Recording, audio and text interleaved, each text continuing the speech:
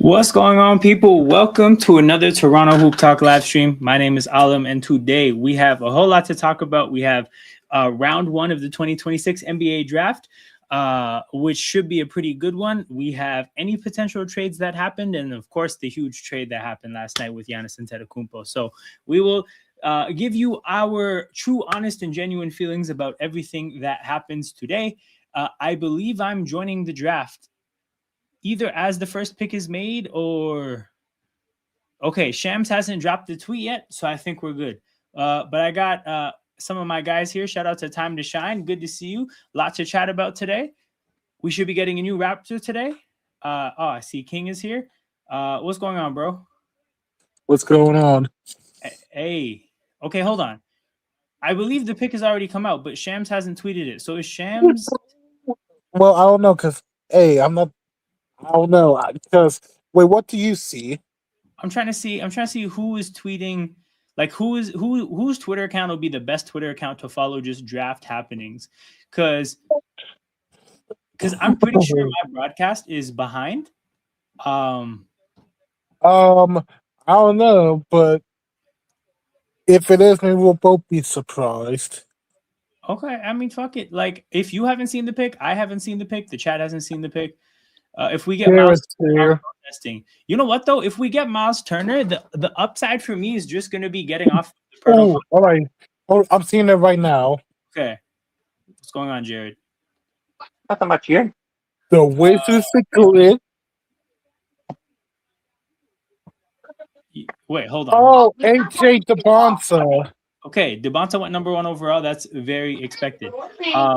The shitty thing about the NBA is we technically still don't know if this is going to be his final destination because the NBA is weird and the NBA locks the draft order beforehand. So in theory, if Utah wanted to pull a trade off him, Washington would have to pick him and then trade him afterwards. So AJ DeBonsa goes number 1 overall as expected. The consensus number 1, and I think this puts to bed some pretty funny stuff that Darren Peterson had going on. Okay, so I don't follow anybody. Let's just search DeBonsa.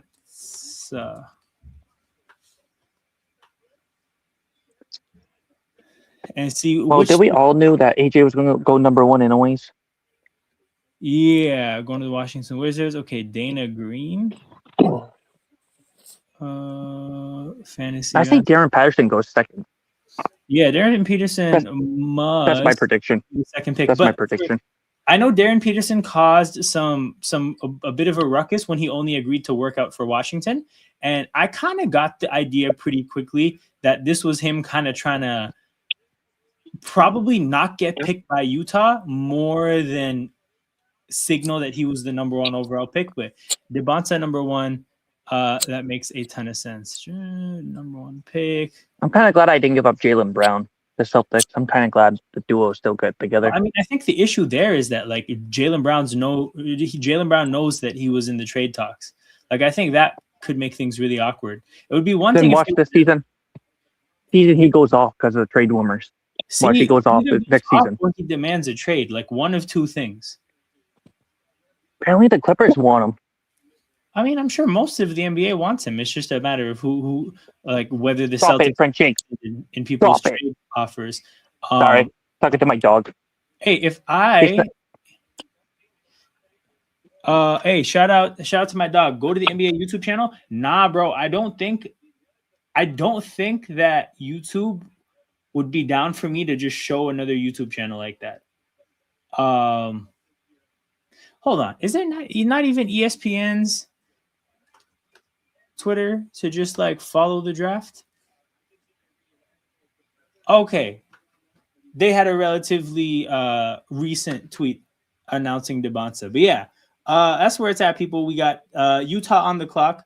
Utah here again. The interesting thing is that again, my read on Darren Peterson not working out for anybody but Washington is that he's trying to get away from Utah.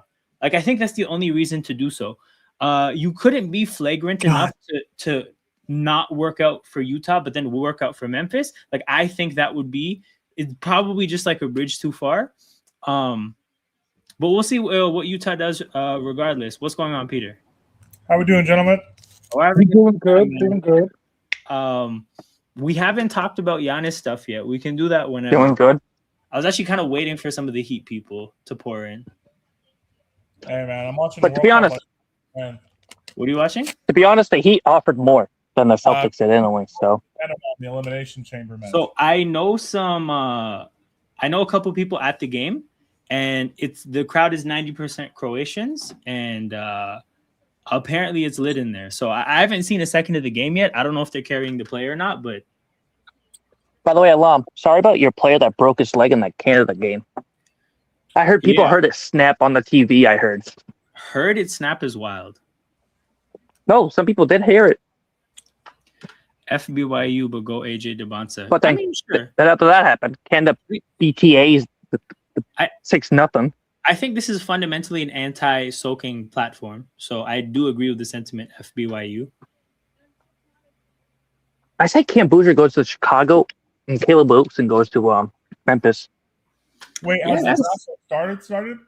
Yeah. DeBonsa, the DeBonsa pick is official. The Utah pick is in right now. So they picked DeBonsa number 1? Yes. And that was the Wizards? Yes. The Wizards took him number 1. And there's no mention of a trade or anything. By the way, how about the Wizards re-signing Trae Young to a 4-year, $212 million deal? Hey, $212 million. That is the new player you have to fight for their contract. Oh, Croatia threw on goal. Panama got caught defending a corner. Oh, he tried to shoot the keeper. Oh, we hit it over from 4 yards away. That was hilarious. No way, Croatia. Ain't no way. Oh, and since we're talking about the World Cup, what's going on with England, dog? Hey, man. Ghana unpacked the nastiest low block ever, but it was effective as hell. That shit was. I attempted to watch that. The World Cup. This is what we do. Yo, this is real heritage, man. Real heritage. Did Giannis tie? Did they draw with England, or did they beat them? Yeah. Oh, they draw with them. Yes. Which is even more embarrassing. By the way, guys, how about the U.S. this year though in the World Cup? Hey man, we're out here. Yeah. Hodges Patriots, I believe, is the what we're going with. I was in Seattle last week, not at the game, but I was there. Hey, for my first World Cup, I can't believe I fell for the turkey bait. Man, I'll protect one in the mud. Hey, no, it's bad, bro. It's bad. It's a year in, year out. It's true. That's heritage right there. Just by the way, Alam. Peterson. The pick is in. Pick is Peterson. All right. Yeah. So, by the way, does Canada, if Canada wins tomorrow, do they advance to knockout round? Oh, of course. I think they advance even if they lose. Pretty much either way. Either way. Yeah. Okay. But yeah, so the thing about official because their games would finish before their group would finish before most of the other groups, but the odds of getting eliminated on 4 points with the goal difference that Canada have, unless they eat like 7 tomorrow, probably not going to happen. Probably not going to happen because Canada looks really good. I don't even think 8 of the third place teams are going to be on 4 points. No, I was trying to work out some results and I don't see it either. But yeah. So Darren Peterson went to the Jazz. Yeah, Darren Peterson to the Jazz. Peter, so I think that when he decided to only work out for Washington, I think the hope there was to not go to Utah. I just can't see any other angle. But shout out to Utah, back-to-back years picking people that didn't work out for them with Ace Bailey. What's that? Don't they not give a fuck and just pick people up? Oh, how did Panama miss? No way. That was a free header. Back-to-back years, Ace Bailey and Darren Peterson, they don't give the first fuck if you want to be there. By the way, Peter, did you watch the Portugal game today? I was working, dude. No, I haven't. This is the first World Cup I've really tucked into. Oh, yep. I'm trying to get to Who you hoping? Your apartment. Who you hoping to win if USA gets eliminated? Who would you want to win? I just don't want Argentina or England to win. I say Spain could win. Spain or France. Well, have you filled out a bracket at all? I have. I didn't fill one out. I followed a YouTuber that did it. Well, you're aware that Spain and France hypothetically play in the quarterfinal, right? Holy crap! Oh, But guys, I've I've cooked up the chaos scenario. Hmm. And it's good for the USA as well. let's hear it. Uruguay beats Spain somehow. Okay, Oh, that's a long shot, very long shot. I understand.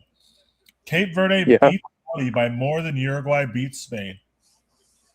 So now Cape Verde have won the group. Uruguay are in second place. Spain are in third place, but still go through as a third place team. So that the U.S. does not play Spain, hypothetically, in the quarterfinals of the World Cup in Los Angeles on July 10th.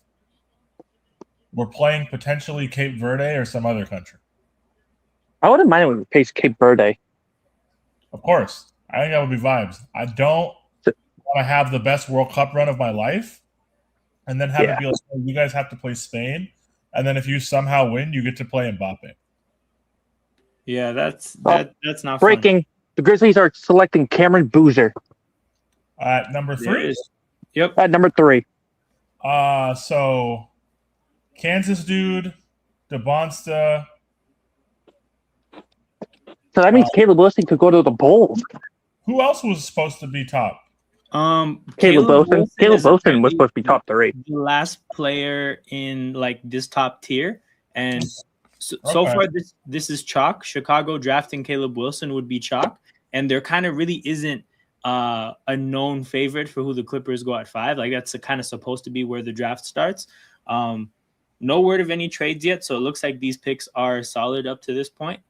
Yeah, I'm keeping an eye out for you guys on Twitter. Oh, you're there too on X.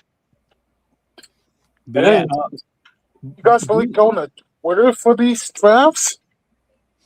Hey, the thing is, in most cases, Twitter gets all the news first. But like, yeah, I don't want to get the news first. It's like, dang. I don't know if you remember, but like during the NFL draft, I was fucking searching the team name. Like, yeah, I know. Same. It's just like, dang, man. We had the pick every time first. But for the NBA, to be honest, I don't necessarily care enough like about knowing the picks immediately enough to look. But yeah.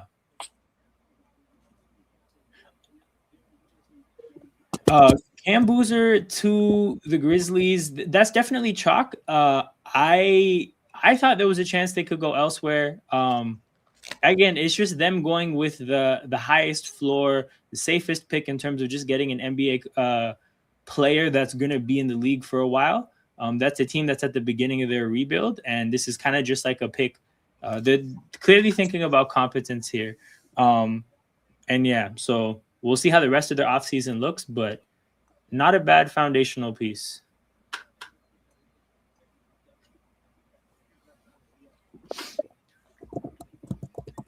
And then for the Bulls, they're another team that's absolutely starting from ground zero.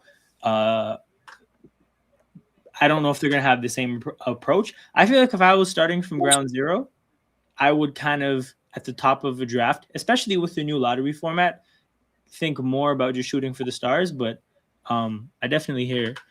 Peter, you know why Mariano Diaz didn't get selected for Panama? Is this the guy? Yeah.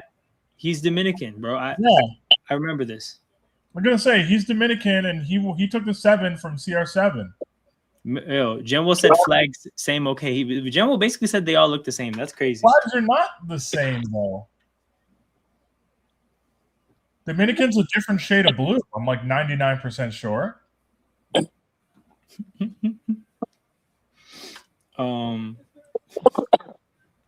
yes, Mariano Diaz, legend.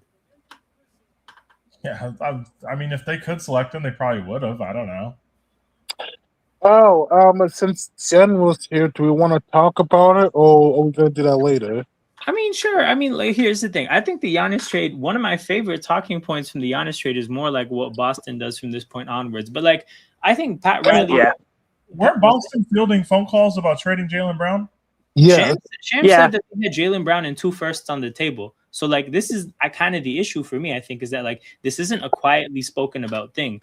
We got the top tier reporters making it clear that, like, he was a part of the trade discussions. And He was on a Twitch stream talking about, like people wanting to see me traded are gonna like make a monster out of me and shit like that. So definitely aware of it. I don't know how he's gonna feel about it. I think Shams was also saying today on ESPN that they offered him for Kevin Durant a couple years ago. So it's like they have to live with however that impacts Jaylen Brown and like his desire to play there. As is, like I think a Jaylen Brown trade would be hard to work out. But this is a very interesting thing that they're gonna have to navigate. The Clippers want Jaylen Brown, though. I'm sure most I've of the been league hearing wants Jaylen Brown to some degree, but it's the matter of like, can you work out a deal that makes the numbers work? True. And the chances of that just aren't that great. But be honest, I don't want Kawhi Leonard though. To be honest, from Miami's side of things, like they clearly gutted all their trade capital outside of like one first-round pick for this team. And like the tough thing for me is that every time I go to like write off the supporting cast around Giannis and Bam, I remember that Miami's like the best organization in basketball at just getting random guys to be productive. So like my concerns, obviously, if you just like isolate, like in a vacuum, look at Giannis and Bam, is what is the spacing going to look like? But this is the organization that produced Max Strus and Duncan Robinson. So if they can do some devil magic again with second round picks and undrafted players, you only need an 8-man rotation to be in the playoffs. Sham said that they expect Norman Powell to get a better offer than what Miami is willing to pay. So, I mean, yeah, unfortunately, right now the supporting cast looks like guys like Davion Mitchell, Andrew Wiggins, Simone Fontecchio, Pell Larson. Like the roster right now does not look that good, but it's only Bam, Giannis, and friends. Justin, bold select Caleb Wilson. All right, so we're chalked through 4 picks. The draft realistically begins now. Caleb Wilson, number 4. Who do you guys think goes number 5? Hold on. Can the Timberwolves go in for Jaylen Brown? I don't think so, dude. Like they had to salary dump somebody. They just dumped Julius Randle so that they could pay Ayo Dosunmu, and they plan to start Naz Reid. I say that all to say their big salary are guys like Naz Reid and Rudy Gobert, and I just feel what would they have to give up for Jaylen Brown though? A lot, like even just like Anthony Edwards or something. No, they are not trading for Jaylen Brown. No, there's no point. Realistically, they'd have to give them like Naz Reid, Ayo Dosunmu, and every draft pick they have for like the next 10 years. Now the issue is that they're still paying draft picks for Rudy Gobert. Saved by Levakovic. Fuck off. Who do you want to win that game, Peter? I want there to I want there to be a draw here to open up the match chaos scenario, which is Panama beats England match day 3, Croatia beats Ghana. Everybody's on 4 points. Oh, I've been honestly okay when one of the teams in that group, what was the group that could have been on all draws after the second match day? And then I think crap. It was New Zealand and Egypt and Belgium. Yes, and then Egypt got the W. Oh my goodness, I was cheering for a group of 3s, all draws. Fuck. But no, we need that. That would be a whole lot of fun. So Peter, who does USA play in the first round, in the knockout round? We don't know yet. Not finalized. It'd be a third place team though. We won't know that probably until Saturday afternoon. Yep. Oh, right after my birthday. Yeah, like we won't, because the way the third place teams slot in is depending on which third place teams even elevate. Yep. It genuinely just depends. By the way, the NHL draft is on my birthday. I'm not even gonna lie, I don't even know when that is. Friday, June 26th is Friday. Birthday to however old you're turning. 25. Oh hell yeah! Yeah, man. I'm getting old. I feel old. Well, so you'll be all right. You're only gonna feel older, bro. It's yeah, I know. Oh well. Yo, that's my favorite thing to tell people who like start talking about aging and feeling old. I'm like, yo, you can stop the aging process right now if you want to. By the way, what's your guys' thoughts of the Dick Claxton go to the Bulls during that Julius Randle trade? I guess I was a bit surprised that Nick Claxton couldn't be like a feature trade on his own. Like I'm surprised that he was a part of a salary dump in a way. But fair enough. Like the Bulls got like a functional player that maybe if he has Bro, I'm good, signing up for rental insurance right now, or renter's insurance. how's that going? No, it's fine. I've just never had to do this before. Damn. My apartment I'm moving into requires me to have $500,000 of personal liability coverage. That's intense. Yep. Caleb Wilson goes to Chicago. Raise my quote from 2150 to 2322. Jeez. I wonder if the Clippers trade their fifth pick. What? I wonder if the Clippers would trade their pick. Jaylen Brown trade chip, to be honest. For sure. It's the other thing. Give them our 27th pick for the what the deal? I'm guessing. I just saw Rich Paul is at Caleb Wilson's table. That's pretty cool. But yeah, no, I mean, I don't think the thing about the Clippers is it's hard to see what their direction is going to be without kind of knowing, I guess, what happens with Kawhi in a way, because I feel like they've already gone really young. I think it would be weird for them to make like an all-in push now all of a sudden. Then again, maybe Jaylen Brown for them isn't a part of an all-in push. It's just about getting better, and they have no reason to get worse considering that they still don't have control of their draft picks for a while. But yeah, I don't know. I kind of don't anticipate. Like, I expect the Clippers to try to make a pick here and like hope that the player is good. The tricky thing is that this is the part of the draft where there's point guards, and one of the young players they got was Garland. So I don't know how that's going to be. True. I forgot who's in the draft this year. I only know the top four, but I don't know who else is in it. I think a lot of people would expect Acuff to go here. Darius. That's the point guard though. Like if they want to not go point guard, maybe like Mikal Brown Jr. Could they go center? Could they go center? If because they traded Zubac. Because they traded Zubac last season, right? That would be quite the reach if they go center, just in terms of the fact that the next one would be the center from Michigan, Mara. And I don't think anyone saw him as a top 5 pick. Top 5 pick, yeah. But of course, people can reach on players. This shit happens all the time. Caleb Wilson, though, first top 5 pick from UNC in the last 21 years. That feels like a long time, but shit.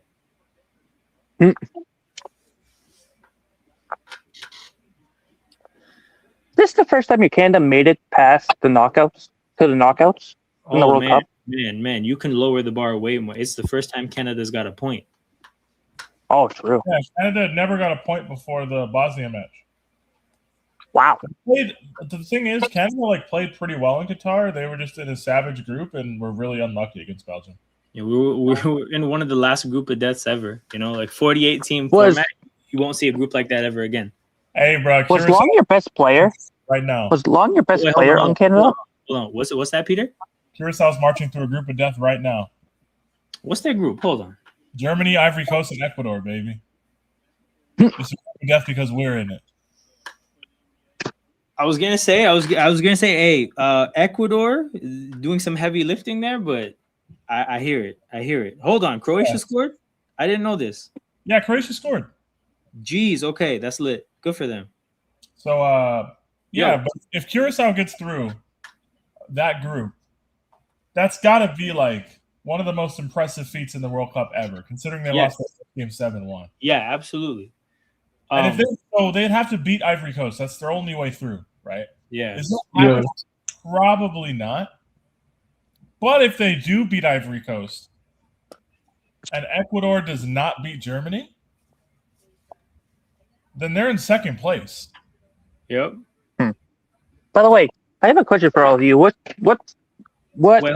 country surprised you the most in the World Cup this year? Hold on, I have a question, Peter. When it comes to Ecuador beating a team like Germany, right? How do you think the teams are gonna go about things that have the first spot locked up? I have nothing to wait for. I think they'll rotate. I just don't think Ecuador are a serious team in front of goal. Right. And the funny thing is, if Germany rotates, they put their most dangerous striker on the pitch. Probably, yeah. Undav, right? Yeah. So shit, that's tough. That's Oh. tough. The I'm expecting serious inflation. the Clippers are selecting Keaton Wagler. Ooh, Oh, okay. from Illinois. They went for a different point guard. Yeah, they did not go chalk at all. Good for them though. That's dope. So they didn't trade their pick. Okay. Thing is, they can't trade their pick before the pick because the NBA locks the true. draft order 24 hours in advance. So even if they wanted to trade this pick, it would have to happen after making the pick. So Brooklyn is up next. Yeah, Peter. What country surprised you the most in the World Cup this year? I say Cape Verde. Are you asking me what countries have surprised me at this tournament so far? Is that Yeah? Yes. Okay. I say the one that drawed Spain. I say that team, the one that drawed Spain. Like positive ones. Any kind. I am pleasantly surprised. I would say that. I mean, I was going to say Panama, but they're losing here. Like, I'm surprised at how they looked. I wasn't really expecting that. But, I mean, Cape Verde, I'm surprised because I picked them to make the quarterfinals as, like, pure hot take. But, like, they're actually, the fact that there's a roadmap to this is very funny. Turkey, because of how bad Arda Güler has been. The thing about Turkey is they Turkey being trash. I'm not surprised. They could never do anything to surprise me. So USA is probably going to cook. So USA is probably going to cook Turkey on Thursday. I mean, they're going to rotate, so maybe not. But I mean, as well. So even these Blues, who cares? No, that game is that Turkey has nothing on that game. They're already out. They're already out. Oh, okay. So they're already eliminated. This is like a preseason game. Basically. Other teams I'm surprised by. I'm trying to think too, guys. I haven't watched much. I'm not surprised by Switzerland. I'm not really surprised by Canada either. I'm trying to think. Go group by group. I'm surprised by Korea. I was about to say like Korea, yeah. Jez, your people did amazing today. We salute you. What about Japan? I'm not surprised by Japan, dude. Japan have been one of the best teams in world football, I would say, for the last 2 years. 2 years? Yeah, they took a friendly against England at Wembley and beat them. I'm not surprised by Japan smoking Tunisia and drawing with the Netherlands. That's like Japan got 6 points last World Cup in a group with Spain and Germany in it.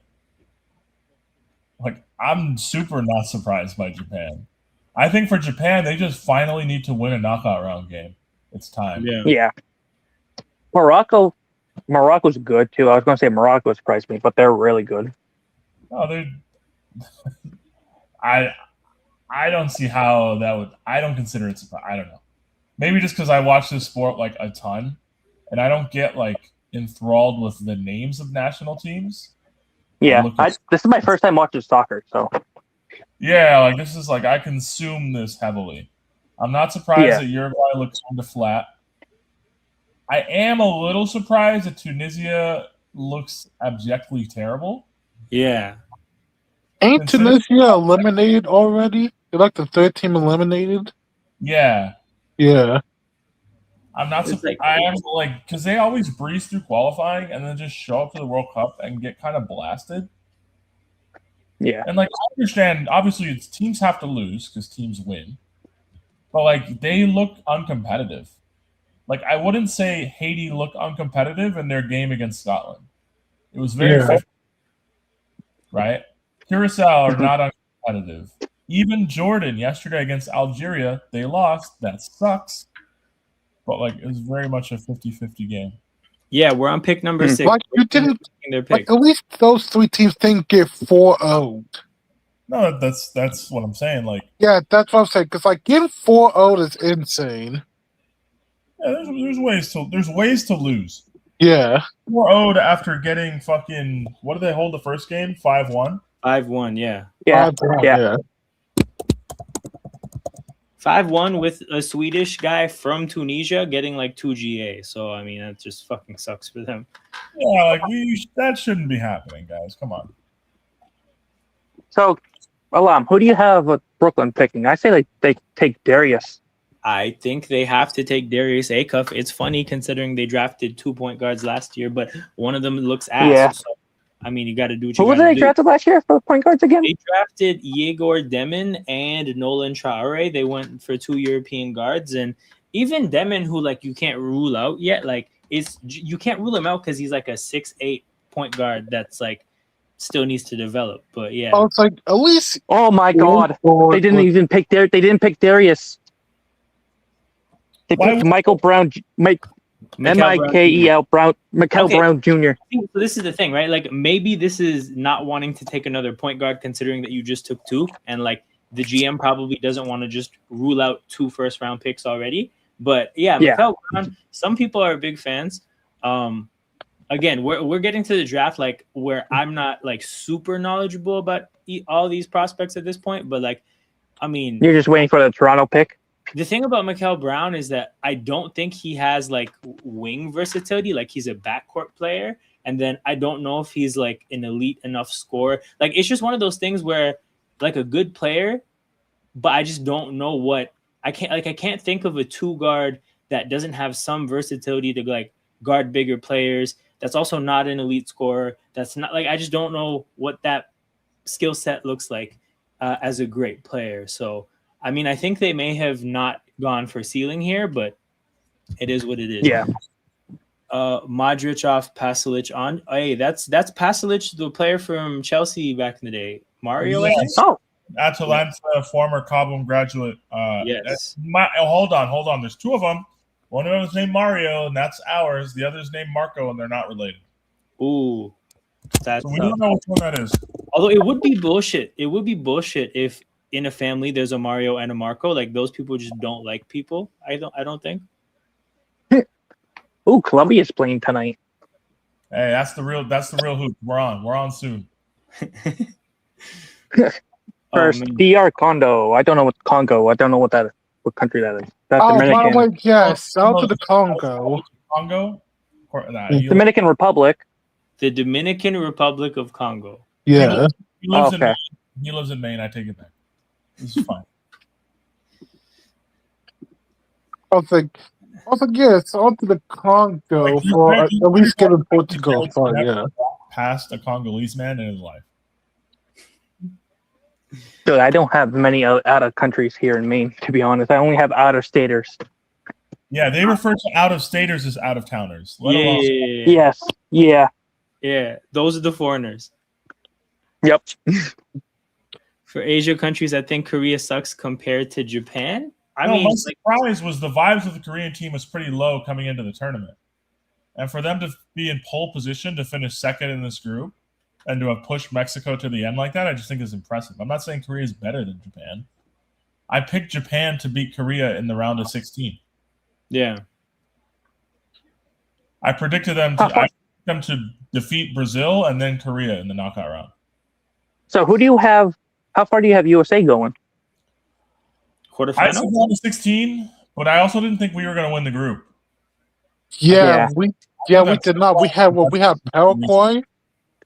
Paraguay, Australia, and Paraguay, Australia. We had Australia. I thought we had Australia last. No, we just played Australia.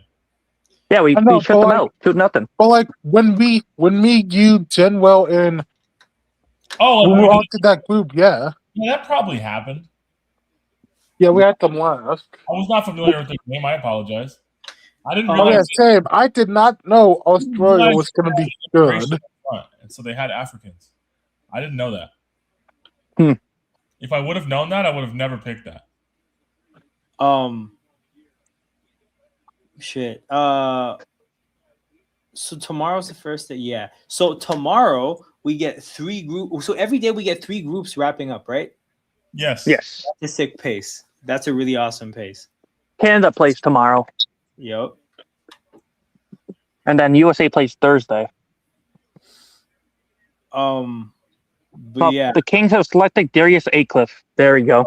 I just want to say Acuff's career starting in Sacramento fucking sucks, man. Like, Oh my Yep, god! Acliff failed at Get ready Sacramento. for the next team that trades for him because you know he's probably gonna be good there.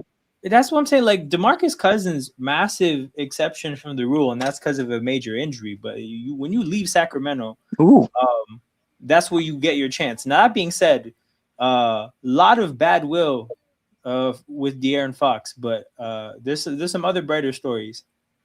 Atlanta is up next on the clock. What does Atlanta need? What does Atlanta need? I mean, A guard. hold on. They had a guard. fascinating offseason thus far. They've actually quietly done a lot because they paid TJ McCollum. Yeah. They got Aaron Wiggins in trade, right? They got Aaron Wiggins from the Thunder. Right, they did trade for Aaron Wiggins earlier this week. Yep. So they've actually done a couple of things. Another ball handler. Yeah. If I was them, Like a point guard or a shooting guard? Well, I mean, CJ McCollum's on a 1-year deal. Like, not necessarily strictly another point guard per se, but like it feels like the ball has to be in McCollum's hands a lot. Yeah, like a McCollum understudy would make a ton of sense. Yeah. Of course, like I'm just saying that. I don't actually know if that person exists at this point in this draft for them to feel comfy taking it. So, like on the opposite, if you're a Hawks fan, you ever come across this and you say, "Shut up, you fucking idiot!" Like I hear you. There's one point guard left they could take. 1 second. And Not Bennett Sturz because he's a point guard from Iowa. nah, somebody that's supposed. Kingston Flemings from Houston. 6'4", 185. 6'4", 185. Man, there's a whole lot of CJ McCollum. Oh, that's the freshman dude.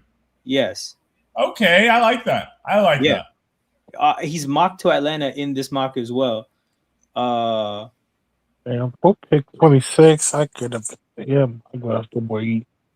Yeah, I think this is this guy either went off or this is a updated mock. That's like, but I mean, this shit on paper is 7 for 7, and Kingston Fleming is the next pick. And then the Dallas pick is where things get interesting because there's been a lot of hype about Dallas wanting to move the pick. What I'll say though is that like I don't think Masai Ujiri is having things out there because like the operation in Toronto tended to be pretty quiet. Like we didn't know much, so we'll see what happens.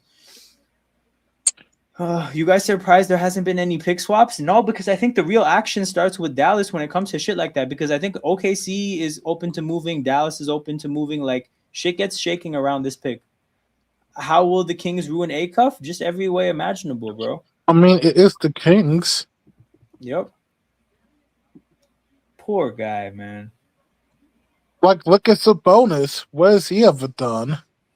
I mean, with Sabonis, I wouldn't even necessarily like in his case. I don't necessarily think the Kings are holding him back. I think they found a Sacramento King in the world. Like they took the Sacramento King in with Domantas Sabonis.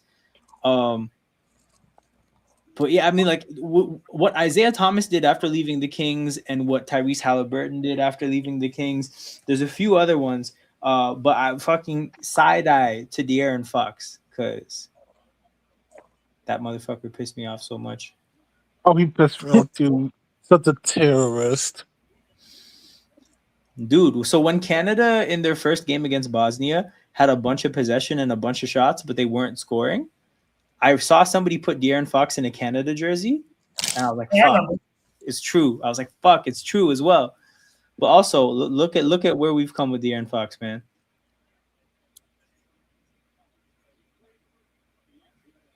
I think De'Aaron Fox blew it for the Hold on. What is this? The Economist from CBS Morning News, who predicted the past 3 World Cups, according to him, Netherlands will win this year. Yo, I'll be honest. I guess his run ends at 3. Shit. Because I can't see that, man. I can't see that at all. Netherlands out of all the teams? No, I can't see that. Not the orange, man. And it's just tough because it's like, again, I feel like I saw them have their golden generation and like this shit was cute, but it just didn't work out. The odds of this team getting it done, I don't know, man. Also, why the fuck do we have economists chiming in? Like we don't need to hear from you. Oh, hey, General, if this is the case, respect. Respect for highlighting that. Ugh. Kings are gonna have a blast finding trading Darius Acuff Jr. in 4 What? years before his prime, for sure. Okay, that's dick suck. I'm not gonna lie, this a cuff P Mirfit stat is kind of suck. Okay, hold on. Is this the first player they did a comparison for? Maybe? Because I feel like I haven't seen. Oh, they're basically saying he's the first player to lead the SEC in points and assists in his season. Yeah, I know since P Mirfit, but it's like, dang, he has double his stats and everything. Yo, those Pistol Pete stats are insane, man. Yeah. Man, what could have been? Yo, I'm not gonna lie, wow, 45 points a game? Yo. Jesus. Did I tell you guys I went deep into World Cup lore last week? I probably haven't told you that and spoken to you. Maybe. I don't think I was there for you. But I was looking up like previous formats because so many people are crying about the format. Yeah. Did you know the 2 World Cups in the 30s before World War II were straight knockout round tournaments? Like from the beginning? Yes. That's pretty sick. I did not know that. Wow. Real March Madness. Yeah, so the first 2 Asian World Cups are knockout round tournaments. Yeah. Oh, that was. Yo, Wow. One and done in the World Cup. That must be real pain. 19 Alam, you got it right. Alam, you got it right. The Hawks are selecting Kingston Fleming. Good for them. Good for them. 1950 as well as 1930 had 2 group stages.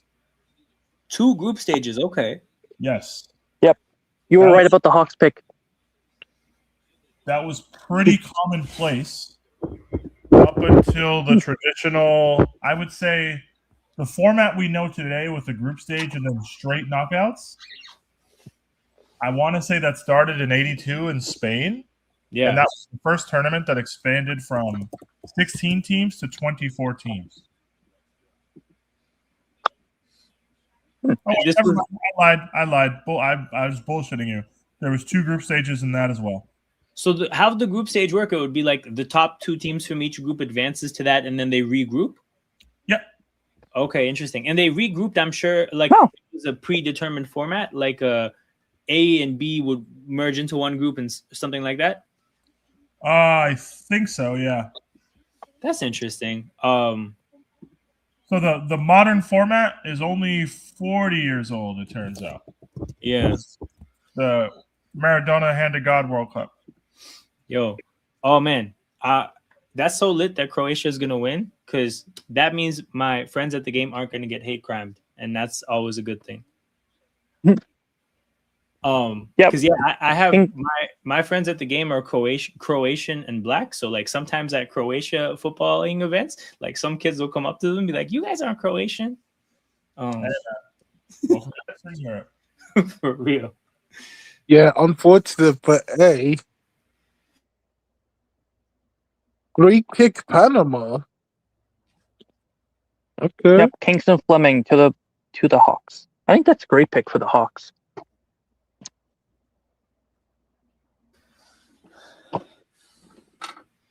I want Presti slapped if Ament ends up being a Thunder. Okay, that's your player you hate? I hear it. I don't know much about him, but yeah, I don't know anything about Ament. What position is No. he? let's go back here. Well, let me find Nate Ament. Let's see the pro comp. Yeah, we need to see the pro comp. All right. Jonathan Isaac, Austin Day. Jonathan Isaac? Yo, that's nasty. Nah, basically saying the Thunder picking Jonathan Isaac is L Trap's pick. Yo, this is what I'll say though, is that like people who make these kind of comps, I feel like they're trying too hard to make the comps, because I think the standard comp format is like comparing people to notable players, and I think that really like sets you off on the wrong foot, because most players are not like that. But then I think people swing too aggressively the other way, because I just feel like Jonathan Isaac was a high pick, but I don't think Austin Day was. Like, he was a late Austin first round. from Gonzaga, right? I think so. Let's see. Maybe he was a lottery pick. Who knows? Austin Day. Yep. Oh shit! Never mind. 15th overall pick. You know what? Who knows, man? Maybe this guy's onto something. Maybe bro's cooking. All But right. I don't know, man, because Hold on. these rap comparisons are wild. I'll never No. forget when they compared Dwight to Kwame Brown. See, but I've been reading this website's draft comps for I want to say like maybe 15 years now. Like obviously draft comps aren't accurate, but I do like they do pretty extensive write-ups. Like they attempt to put a lot of ball knowledge. So Kingston Fleming's comp is De'Aaron Fox / Derrick Rose. Bad Oh times no. comparing people to, but like I get the point. There is like explosive to the basket, like an athlete. Like I can imagine what kind of player you're talking about. Croatia hell yeah. survives. This does set up Hardaway.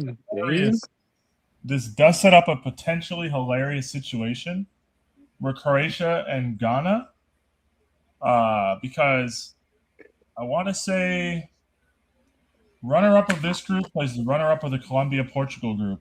Yeah. The runner-up in that group after tonight could be Portugal. Yeah. So Croatia and Ghana could be trying to duck second place so they don't have to play Portugal and Right. try to sneak going in in third place. True. But they'll sort that out. Dallas is on the clock. Darius Acuff's comp, Tim Hardaway and Damian Lillard. All right, so the theme there is like volume shooting, but that's the thought with Darius Acuff. Mikal Brown, CJ McCollum, Darius Garland, ball handler. I mean, I think Garland's more playmaking than McCollum, but I guess ball handling guard. So you get the gist there. Keaton Wagler's comps on this website. Brandon Roy, Tyrese Halliburton. My goodness, that is. Well, damn. No, that player would be God. So Clippers might have a serious player if that's no. That's what I'm saying. Yeah. Okay. Caleb Wilson, you get Jermaine O'Neal / Chris Bosh. Chris Bosh. Okay, it's funny because like those are players from a different era of basketball, right? So it's like the thing is, I don't know if Jermaine O'Neal and Chris Bosh would be equally valuable in this era of basketball, but they would both maybe Jermaine. Also, I feel like he's more athletic than both of them, so I don't know. Okay, Cam Boozer.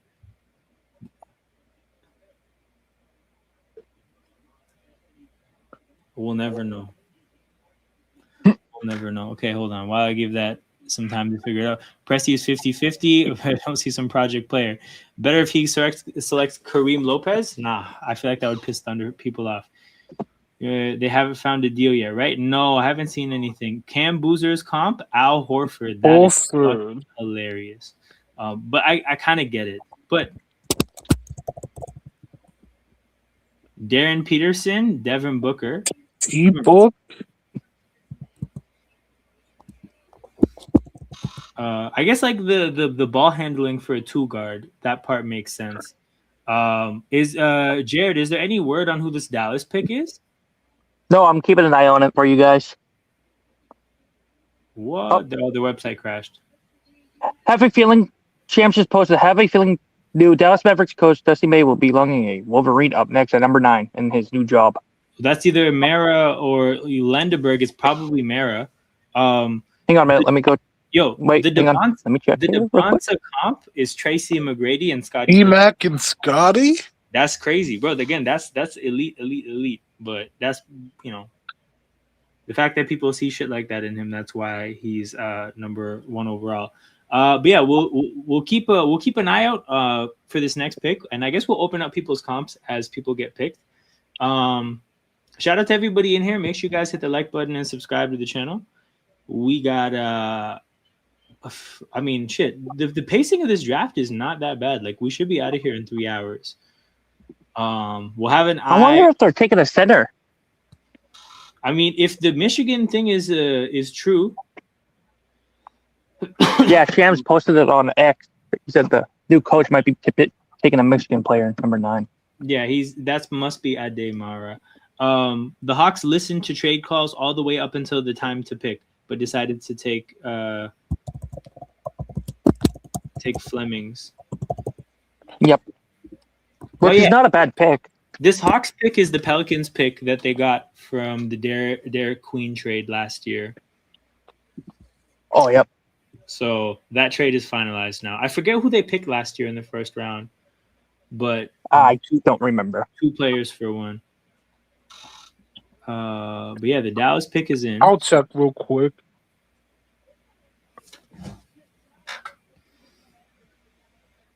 The Mavericks are selecting Morez Johnson. Oh my God. Yep, Morez Johnson. Yep. Okay, so where's Morez Johnson on this mock? Yo, Masai, my goodness. Where is Morez on this mock? Dallas just cooked 12. their draft. Okay, you know what? Okay, the thing is, he's mocked 12 here, so that doesn't seem like that outrageous of a reach. I just know like a handful of people were talking about him as a candidate for the Raptors. Morez Johnson comparisons, Daniel Gafford and Clint Capella. So you talk about getting Cooper Flag center. The thing here is that like these are 2 role players. So yeah, you see this is a role player pick. This is a pick that you keep in mind, that you look at specifically thinking about somebody that Cooper Flag is going to be able to use. We obviously saw how a player like Luka was able to use bigs, and Flag isn't the same player as Luka, but you're going to want to run the offense through Flag a lot. He's got good court vision. He looks for other players. So, that's not the big. Yo. What's up? Completely off topic. Yeah. You're kind of tapped in with this Caleb Sorsby stuff, right? Yes. Yes. Can the league just agree to not have a supplemental draft? Does that just like always happen? Yeah, so basically it's not often that there's even applications for the supplemental draft. And I think part of the thing is like if he's the only application and they decide that they don't want to accept him, then there is no supplemental draft. Like there hasn't been one since 2023 and before that 2019. And the thing is, bro, the supplemental draft in 2023, nobody got picked. So it's like, yeah, it's regular for them to not have one. The question is whether their rejection of his application was allowed, and his lawyers are going to contest that. Is this the Texas Tech QB that you guys are talking about? The lawyer hasn't actually started anything yet, but he said that he thinks this is against the NFL's rules and illegal. So we'll see where they take it. Obviously, the lawyer is very comfortable going to court because he took the Sorsby shit to court, and I believe he took the Trinidad Chambers shit to court as well. What's he gonna do? Just sue everybody until somebody puts him on a team? I would fucking probably. See, and the question, the thing there is that I think Sorsby not taking the opportunity to play for Texas Tech, even though his lawyer got him the opportunity to play for Texas Tech, is a bit of awareness about the fact that like this shit probably won't go well. Like everybody does not want me here for the most part. Like I that's what my assumption is. I feel like if he tried to force his way onto an NFL team, it would have a lot of the same energy because it kind of feels like the NFL has the same opinion. Their rejection of his application was basically just like, hey, you did some pretty severe stuff. And like, we're not. You broke like the one rule that we all made, like the going unwritten rule to not do. So yeah, I don't know. I think it might be best for him to just lock in on the 2027 NFL draft. So we can't go back to college now? That part is not clear because I don't think so. He got the ban from college lifted, but he left Texas Tech. The thing is, I don't think college has enough rigid rules to where it's set in stone that he can't go back to college. I feel like he could legally. It's just a matter of what he does now. Who's even gonna take him? Yeah. Heck, what the fuck? I'll be honest, bro. I feel like college football programs there's gonna be a handful of ones desperate enough to take him. Well, like not on the same level as Tech. But the other thing is that Tech said they weren't taking any money back. So they gave him his whole NIL, which was serious money too. It was like $5 million. So it's like, I don't know. Maybe they could take a user. Who bankrolls Texas Tech's NIL, like owns an oil company in Texas. Yep. Yeah. So he doesn't give a fuck. True. He did a feature on College Game Day during last season. I'm like 99% sure. Yeah, no, I remember that as well because like the money's local too. Like it's a cowboy hat. Yep, he's like from near the area too. Yes, that's why he does it now. So he probably doesn't give a shit. Yeah, I know. I hear that. I don't even necessarily think that like the issue becomes about money, like from the standpoint of like the $5 million is important. I just feel like these people already paid you $5 million. If you're gonna look for a team, they also happen to be one of the better teams that just has a hole at the quarterback position. Like, I mean, if he wants to go back to school, I think that matchup kind of makes sense. Yeah. But yeah, I don't know. It's literally a precedent setting situation here. Like my thing was he can't be that cold, otherwise he would have went to the draft and not to Texas Tech. The thing is, bro. Okay, the thing is, he just transferred from Cincinnati, and Bro, I feel like the thing is, hold on, he's 22. Yeah, around I mean, 2023. He was eligible. But not like I don't think he was league ready for sure. Well, But he yeah, was nowhere near league. Like Texas Tech was because of that defense. he's definitely, the thing is, okay, people talk in hyperbole a lot. He's definitely not like this top 5 pick that's like a franchise quarterback and you just know it. But like his traits get you drafted really high in the NFL draft. Like he probably would have been on track to be like a first round pick of some sort if none of this happened. Okay, Bucks picks is in. They're taking Braxton Berrios. Braxton Burries. Braxton Berrios is a guy on the Jets. Braden Burries goes Braden Burries. Yep, there you go. Milwaukee. Goes to Milwaukee. So opening up this comp here. Yo, they're trying to verify shit, man. Okay. Next on clock is Golden State.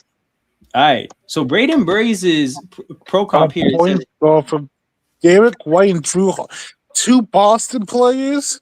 2 Boston players, I guess. But I mean, okay, you can kind of see what the role is here from the standpoint of like guard on the perimeter, like efficient and effective offensively, but clearly not somebody who's gonna like do a lot. I was about to say like a low volume but efficient 3-and-D player. More or less, like that's the theme to read from the pro comp here. Again, Milwaukee drafting kind of player. Does it feel that well just being Milwaukee? I think this kind of tells you a little bit about Milwaukee's approach because this definitely isn't a shooting for the stars. This looks like taking the best NBA player. This is basically saying, just wait for next year. No, this kind of feels like the same kind of rebuild philosophy as Memphis in terms of just like take the best player you can. Don't just like look for elite traits and draft a boom or bust player. Like, I mean, if you can defend on the perimeter and you shoot the 3 efficiently, you'll probably have like a 10-year NBA career, which is kind of like the point about a player like Boozer. So it just kind of tells you that Milwaukee's, you know, they're not like stressing about getting a Giannis replacement like immediately. You know, not that there inherently is one, but when they drafted Giannis, they drafted somebody with an insane ceiling and a low floor. And they're definitely not making that kind of pick immediately. That being said, they have pick number 13 as well. So we'll see what they do. Milwaukee ends up trading Tyler Hero. I could see that for sure. The Warriors are taking calls on the number 11 pick. Who would take Tyler Hero if they were to do that? Okay, because bro, I've been doing a lot of reading about the trade because I just think it's fascinating, right? A couple of things stood out to me. One, basically, the Bucks looked at themselves and said, "Are we contenders?" And if the answer is no, then we don't necessarily want Jaylen Brown in a rebuild because like we had Giannis.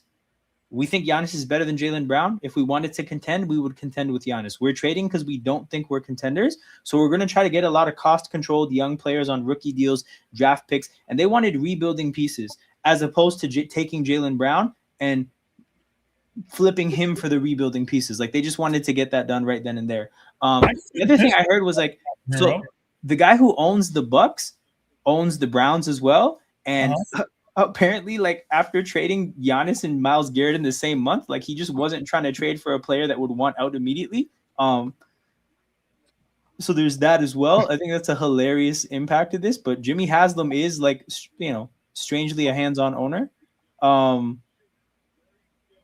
But shit. In terms of Tyler Hero getting traded, yeah, like look at everything else they've gotten from like Ryan Nah, he didn't get him in the trade. But Jaquez, Kalel Ware, adding Burries, adding a lot of young players. Like Hero's just going to be there to probably get his stats up and then get flipped.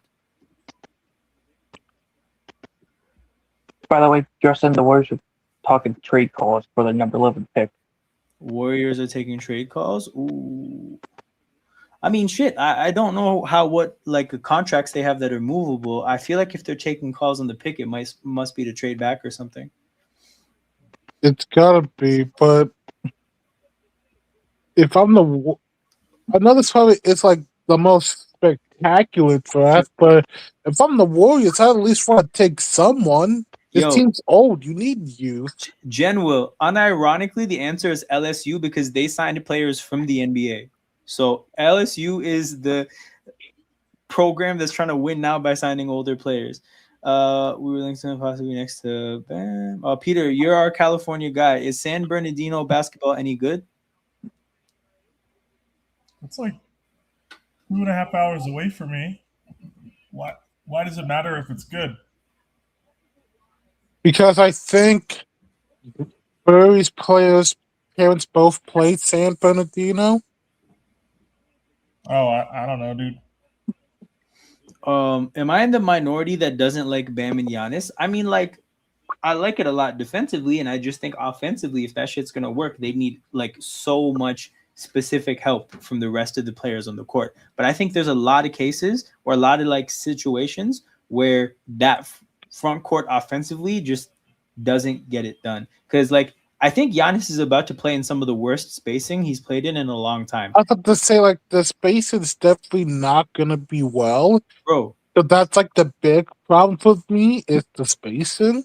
Yo, say what you want, but Brook Lopez and Miles Turner stepped out to that 3-point line and gave him what he needed. So like Bam is not doing that shit. I don't know. We'll see what this looks like. Like you're talking about 32-year-old Giannis in some of the worst spacing he's seen in a while. I think the supporting cast has to be very particular.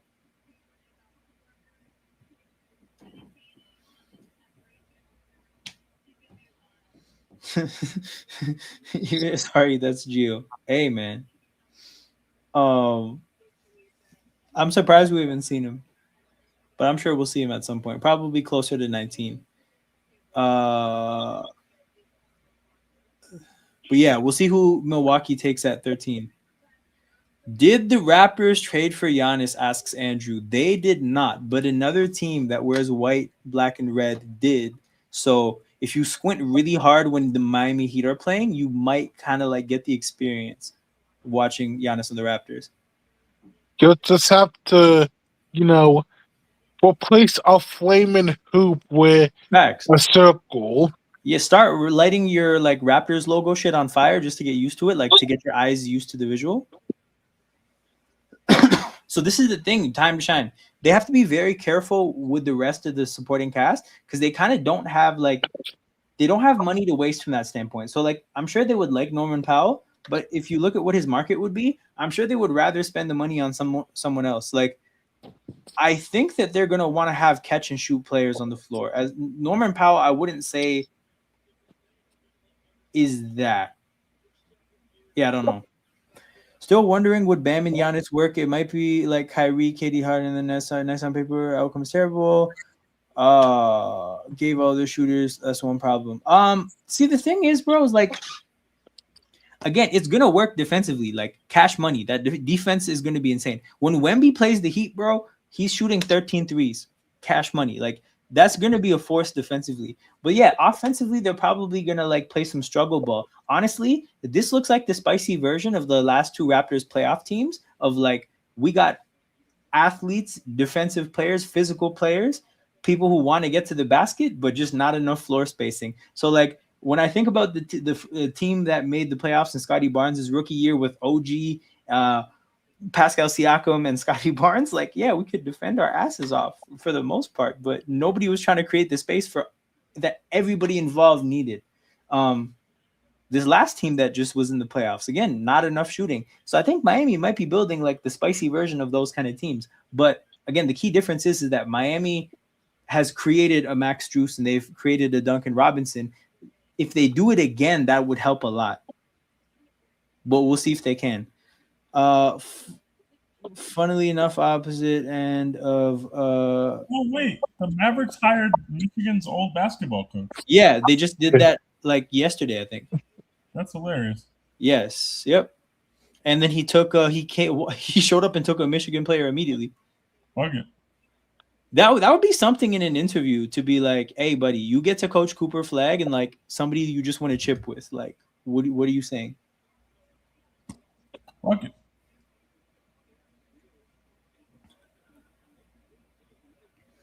Man, stuff this, we're averaging 20 offensive rebounds a game. Bro, that's what we did in Scotty Barnes' rookie year, man. We were trying to win on the margins with like turnovers, offensive rebounds, XYZ.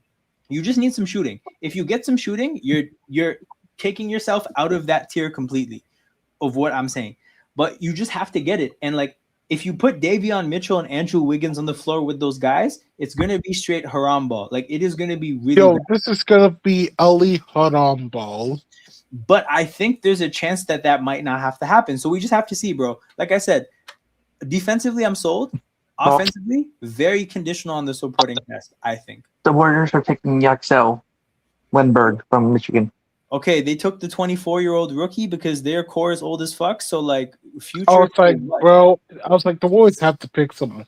Yo, So what is he the Draymond replacement or the three replacement? Well, okay, I think he's like the thing is they call him Dominican LeBron.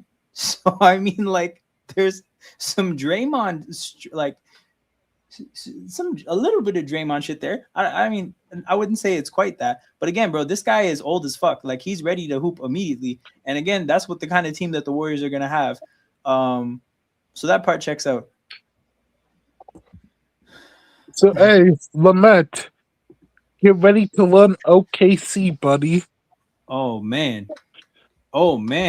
I need to see Havlicks to see what Jazz will do. Oh man. Okay, hold on. Yo, if Chet fails him and Presti gets cement, dear God. Yo, so we did the comp for 10, right? We did for the Bucks pick. Yeah, we did. Okay, let's look at the Yak. So by the way, in this mock, they had him going 18. But again, it's because for most franchises, his age is a pretty bad thing. But in the Warriors case, they don't have to worry about the fact that, bro, this guy's 2002 born. He's going to be 24 by the time the season starts. OG Anunoby, Maurice Taylor. I don't know who Maurice Taylor is. I would say OG Anunoby, like again, the whole Dominican LeBron thing is that he's big as hell. He's strong, physical player, and all those things OG has. A lack of shooting, which was OG's case up until recently, I would say. OG's always been a streaky shooter. He's gotten a lot more consistently, but the like lack of shooting as a prospect, because OG as a prospect wasn't really like, they didn't say he was a 3-point shooter. So like, yeah, lack of shooting, big, physical, strong, like that part I get from the OG comp. Maurice Taylor, I do not know who that is. Oh, great question, JP Kicks. Thoughts on Team Canada basketball versus Puerto Rico and Jamaica July 3rd and July 6th. The thing is, like, again, I don't know who Jamaica is going to have on their team, but I do know that they've got some decent players to commit as of late. I know the Puerto Rican squad, you have to respect them. And I actually, like, if you've watched any of my FIBA or like Olympics content, I actually have a Raptors fan from Puerto Rico that chimes in and gives us all the like in-depth ball knowledge on the Puerto Rican team. But yeah, like, you know, you can't outright just rule them out. But yeah, we should be getting both these W's. If Team Canada is serious, this is, for people who don't know, I believe this is Olympic qualifying. No, FIBA qualifying. One is qualifying for one of the major basketball tournaments. But yeah, Canada is playing Puerto Rico and Jamaica, and I might do a watch along. I might not. I don't know. That's yet to be decided.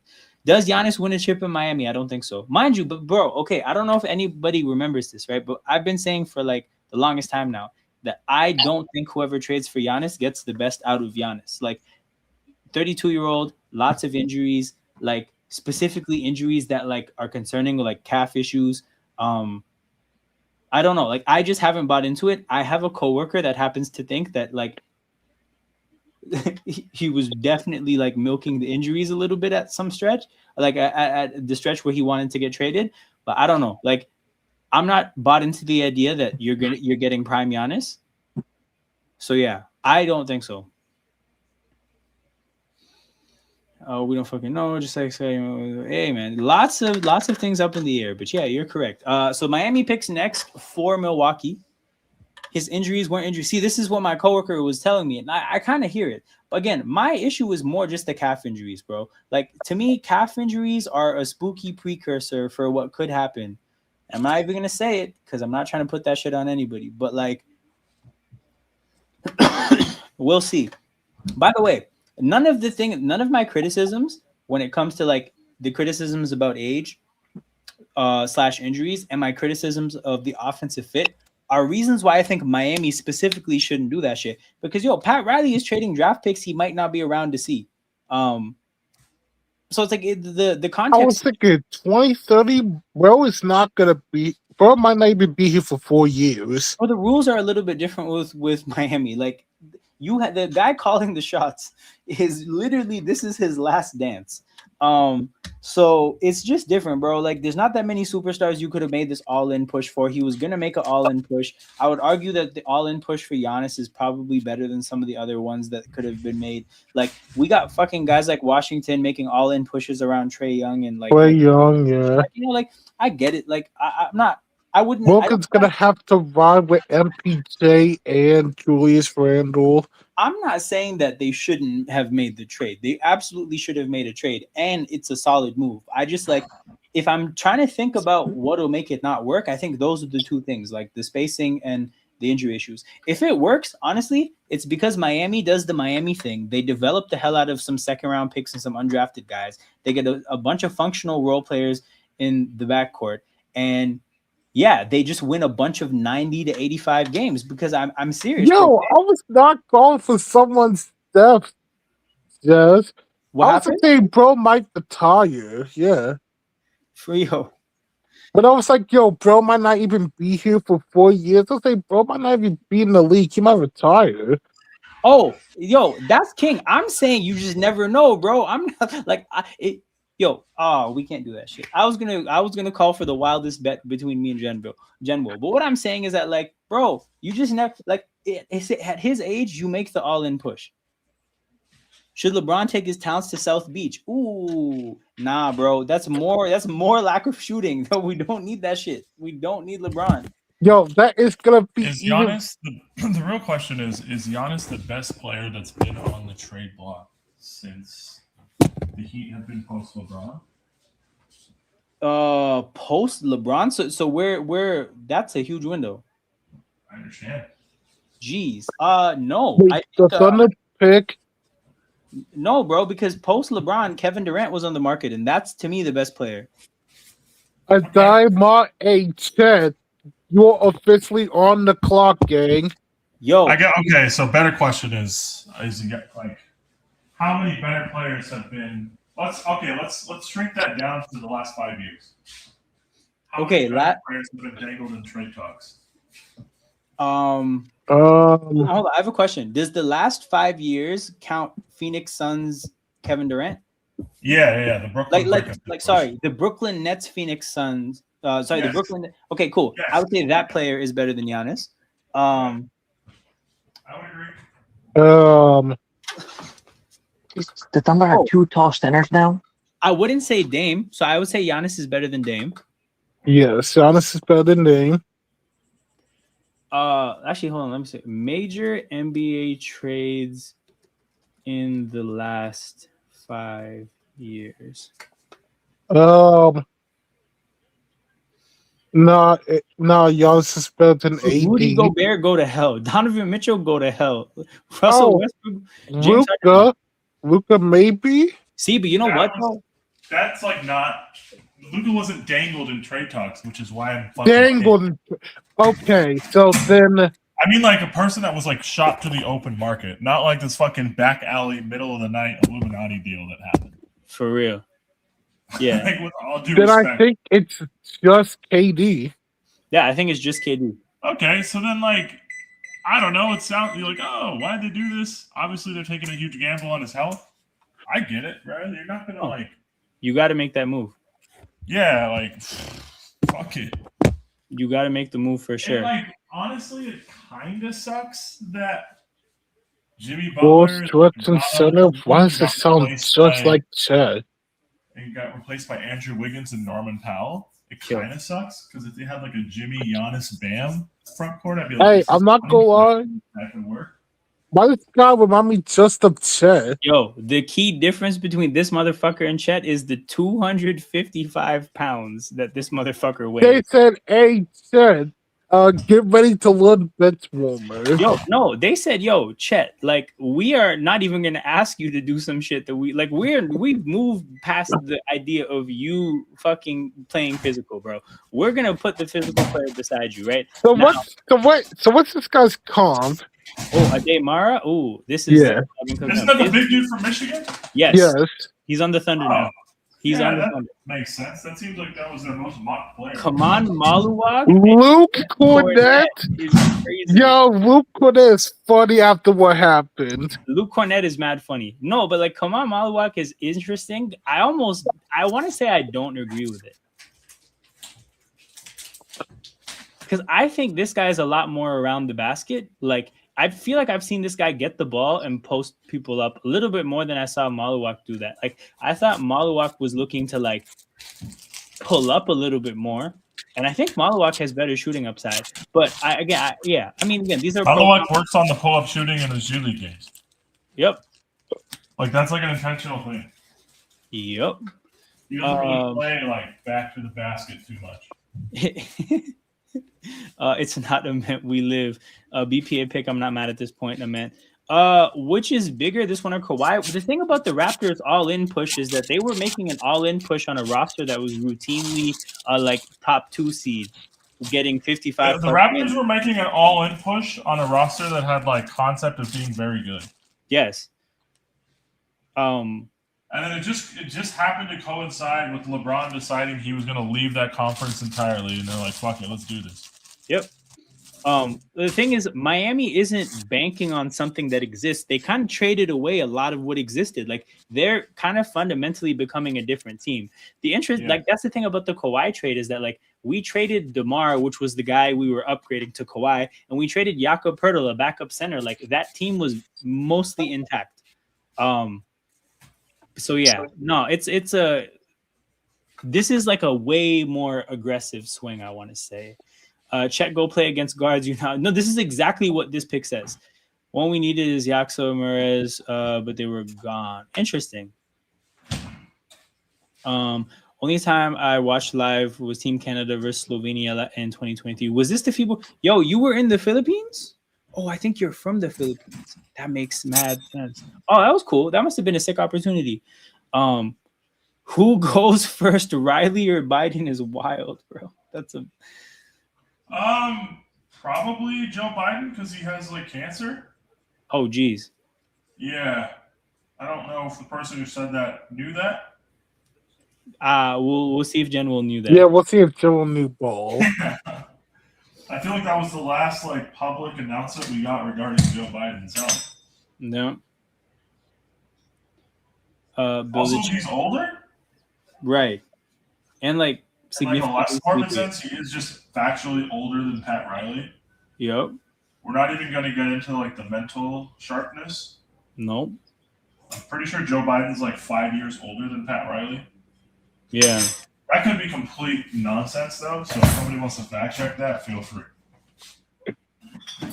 You know what? We're in commercial outset. But no, man. My favorite part of that Giannis deal for me is definitely what does Boston do? Because it's entirely dependent on like I feel like how Jaylen Brown feels personally. Joe Biden is 2 years older. That's it? Okay, my bad again. Yo, you think the Celtics will like? Because okay, I was talking about this at work. If the Celtics said we would trade Jaylen Brown to Houston for Kevin Durant plus assets, you think that kind of framework makes sense? For a Celtics trade of Jaylen Brown? Yes, they get Kevin Durant plus, like more than Kevin Durant. What is the plus? What's the plus? To be honest, like I'm open to whatever bridges the gap. So it's like if you say that's the Brooklyn pick, cool. If you say that that's Jabari Smith, whatever. Just like whatever bridges the gap. Because I would say like I don't think KD for Jaylen Brown 1-for-1 makes sense. Not at all. I don't even think the money works 1-for-1. Yeah, because Jaylen Brown is up in the 60s. He got like a Yeah, he's still on the Supermax. He's into that Supermax extension that he signed, so the money doesn't even work there. Yeah, so then again, it has to be KD plus. Actually, we'll look up the salary. Does KD plus Jabari Smith work money-wise? Because I think that could work. Let's see. So if I'm the Celtics, do I do that though? Because shit, you're basically opening up like a 2-year window to like really try and win. You have I was like, yeah, you give yourself 3 max years of trying to make this I'm work. saying like you got 2 pretty good KD years left, probably. You have KD, Jabari Smith, Jason Tatum as your wings. You have Derek White and Peyton Pritchard, and then whatever the fuck you have underneath. I guess they have Sam Hauser as a wing. Yeah, like if they could figure out a big man rotation, would I do that? Yes, but only if Jaylen Brown was like making it hella awkward. Exactly. Yeah. Right. Like, I think the foundation. If I'm the Celtics, I'm not like because I think if that was a package, I think the Rockets would have done that already. Yeah. The difference between KD salary and Jaylen Brown salary is 13 mil. So you only have to. Sounds like a Jabari Smith number. You only have to bridge that gap with fucking 8 mil. But yeah, Jabari Smith makes fucking 23. Oh my god, his extension starts. No, Jabari Smith is actually too much. Okay, never mind. Dorian Finney-Smith, Steven. I was like, DFS? Wait. Amen Thompson and Reed Shepherd. Oh. Can you imagine if Boston looks at Reed Shepherd and says, Hey, gang. We know you're kind. We know you're kind. There's simply no way. There's simply no way to do that. Oh my god. Yo, Jess, you were off by 1 pick. Oh, Milwaukee got Amen? Yeah. Hey. Jonathan Isaac / Austin Day. Welcome to the Milwaukee Bucks. Oh, God. Yo, okay. So I also thought about this time to shine, right? You're saying at least the Heat have enough roster spots for Giannis's brother. The problem is the Miami Heat is the single best organization, I think, in basketball at getting something out of their 15th man. So like, I actually think them burning roster spots at the end of their bench is more painful for them than any other organization. So kind of like the worst spot for Thanasis to see Giannis end up. Is there a way they could fucking get like Duncan Robinson in a 3-team trade with the Bucks to send Hero to Detroit or something? Is there a way that he can get Duncan Robinson back and do some bullshit like that? So let's see what the salaries are like for the 2 main players that you just mentioned. It can't be too dissimilar, dude. Okay. Duncan Robinson is making 15.9. Okay, Hero's making what, like 28? He's making 20, nearly 30, yeah. Okay. Hero is making 33 on an expiring. Yeah. Fuck, never mind. Yeah. That's a fucking big number, man. How much cap do the Pistons have? Can they take on Hero's contract? Probably. So they are. Where are they at? With what the fuck? You're still on Milwaukee. Does Milwaukee have any other veterans that are worth a goddamn? Okay, Milwaukee. Hey, we'll talk it through right now, bro. Tyler Hero, Miles Turner, Kyle Kuzma. Then I feel like everybody else is young. Yes. Okay, how much is Kuzma on? Kuzma is on 20. 20.3? So you're telling me if you send Kuzma, hold on, never mind. What are these names? Miles Turner is on 26. Fuck. Okay. AJ Green gets sent out. Okay. Yeah. Go to Cincinnati now. Let me stop. Tyler Hero gets sent out. Tyler Hero goes to the Detroit. AJ Green ends up in Miami purely for shooting. Detroit probably has to send over Duncan Robinson and somebody like, I don't know if they're going to trade Isaiah Stewart. I don't even know if they have a contract to fill to trade that. Or maybe Detroit sign and trades for fucking Norman Powell. In Detroit, interesting. That's an interesting show for sure. So if actually, Detroit, get the Bucks out of this actually, because I'm trying to think of like how can Detroit get more offense / like secondary offense creator person. Okay, so if they're running a sign and well, okay, what do you think Norman Powell signs for? If he's opting out at 21, probably like how old is he? I want to say 30? 31, right? Maybe 29, 31. He's 33. 33. Oh, I completely got that wrong. Okay, I'm not going to use names here, but my sister-in-law matched with Norman Powell on Tinder like 15 years ago, so it makes sense that they're the same age. Jeez. But yeah, not a big deal. Nothing ever happened. But she's like, "Hey, that guy's an NBA." I was like, "Yeah." And she told me it's not so funny. That guy's an NBA champion. Yeah, it's like that guy is he's very rich. Okay. What do we think he signs for at 33 years old? Shit, maybe like 3 years, 45, 50 mil. 3 years, 45, 50 mil. I mean, so then that salary works out pretty nicely for like to get Duncan Robinson back to Miami. Yeah. Norman Powell and some seconds to get Duncan Robinson back.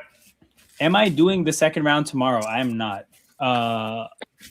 But does Duncan Robinson want to go back to Miami? Oh yeah, I saw a Jaden Ivey troll account making a plea for Miami to sign him. That's something else, man. That's crazy. Shoot. But yeah, we're gonna look at this Miami roster real quick. Because other than Bobby Portis and the expiring contract of Norman Powell, I don't really see spacing on this team. Okay. So Andrew Wiggins is probably going to opt into 30. I feel like they got to do something about that because you just don't need Andrew Wiggins on this team. Jovic for 16. I think Jovic is going to be on the team and in the rotation. Portis, unfortunately, Davion Mitchell has to be your backup. Like he can't be your point guard with this front court. Drew Smith, I don't know much about him, but I feel like Pell Larson is definitely going to play. So yeah, like they have, as far as the rotation right now, I think I see one. Like I see the bench. Like I feel like Bobby Portis, Davion Mitchell, Jovic, Pell Larson. Probably won't happen, but I know a team with contracts to trade that would probably take Wiggins if they could extend him. And that team is the Phoenix Suns. Ooh. Colin Gillespie just signed a 4-year, 48. I know for a fact there's a Royce O'Neal contract. I know for a fact there's a Grayson Allen contract. Yeah. So hold on, unconfirmed and unconfirmed. So they have unconfirmed numbers for Goodwin and Gillespie, but it just happened. Gillespie's 4 years, 48. Goodwin's like 3 years, 19. Yeah. But no, yeah, like there's the movable Grayson Allen, Royce O'Neal contract. Oh wait, it's all trading? Wait, what happened? Oh man, this is talking about the Milwaukee Giannis stuff. Oh, okay. I thought I was about to make a trade. I was like, wait a minute. The Hornets are taking Stein back. Ooh, okay. I think his comp. I feel like it was interesting, but also there's another player that was all over the place. Like he's 11 in this mock, but I also saw him at like 25 in another mock. Stein back. So he's clearly German. Yo, German. Bro, Alperen Şengün, and Sabonis. You know how nasty this comp is? Oh my goodness, because they got the two. I think these are the two most hated centers for this very one reason of ducking smoke. So we know that Steinbeck is a certified smoke ducker. But yeah, this is That man is certified puss. Let's be honest. so this is welcome to the Charlotte Hornets front court.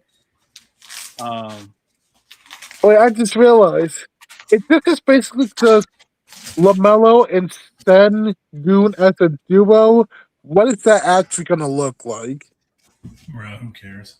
Yeah, Well, it is Charlotte. Not to be like a complete doomer, but like genuinely, the Hornets were a cool story, and that Hornets Heat game, like I'll never forget you. But like I don't know, guys. Big picture. Oh, I'm not being hyped. This is still Charlotte. I couldn't care less. It's just this either could be. I just know social media is gonna want to go crazy with this. Bro, everywhere you look this guy up, it says power forward, right? So they have a second round pick from last year, Kalkbrenner, who ended up being the center, I think, for a bunch of games.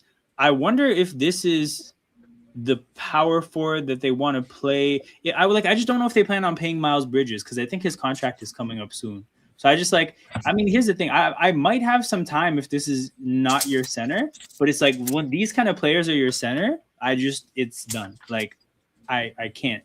There's a cap on your team now. Mind you, they're in a division with the Magic, who are uber physical, and Miami, who have Giannis and Bam. Yes. Yes.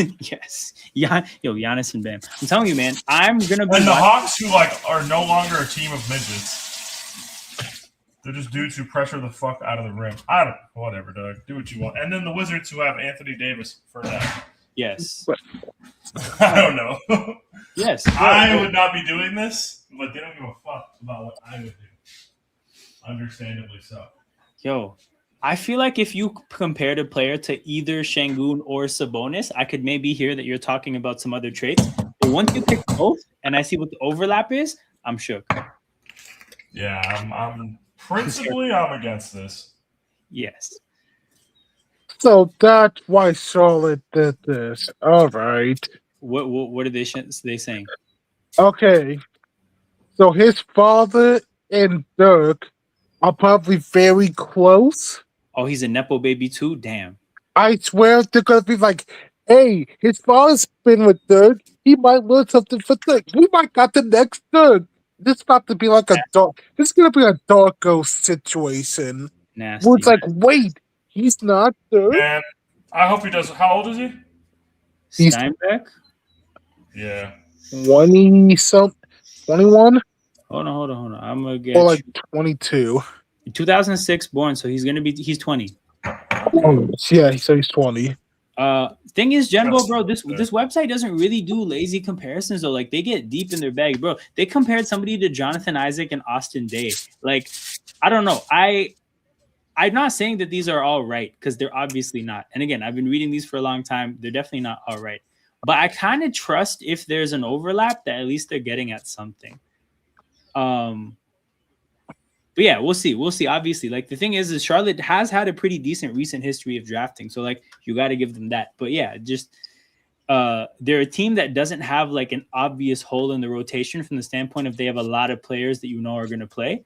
But we'll see if this works out. Another website compared Nate to Ricochet. Bro, Ricochet, Jonathan Isaac, Austin Day is insane. Nate Ament. Like I'm trying to find one good comp.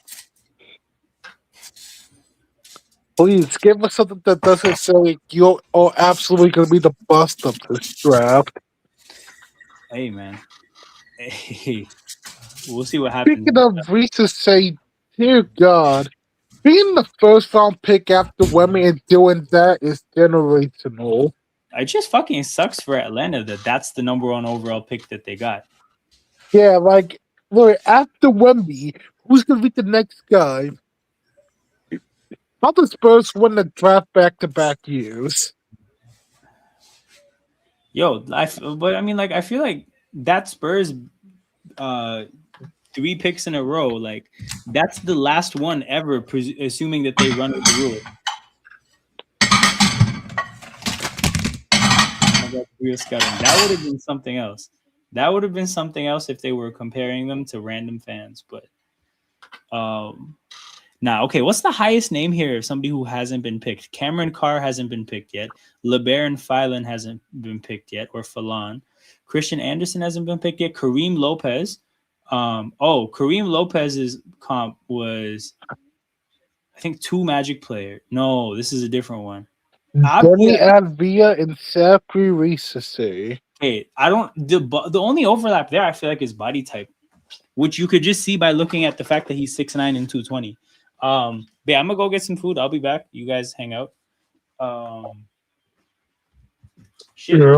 Raptors pick coming up in like 4 picks, so we're starting to look at the board and see who's calling. Bennett Sturts. I feel like that might piss some people off, but it's possible. I know Alan Graves got spoken about. Chris Sinak. Okay, there's players that I'm mildly familiar with. Christian Anderson, you are bound for greatness. Christian Anderson, Birdman. So now, if Christian Anderson ended up on Miami, that'd be solid, or Denver. But yeah, I'll be back.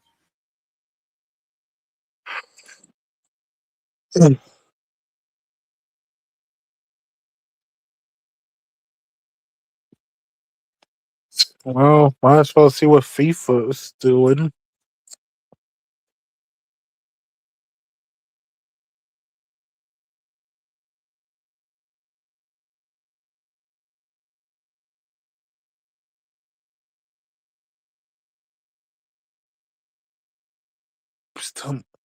Because you guys literally just said that.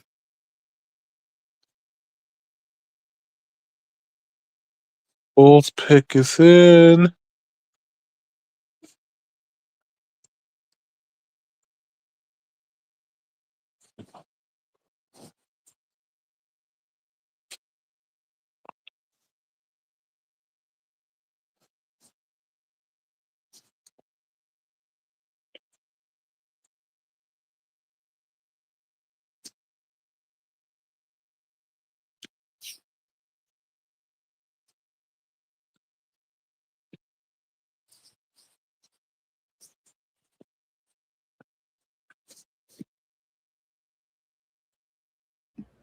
All right. Let's see. Is what when did the NBA start breaking up the draft into 2 days? Jalen Swain.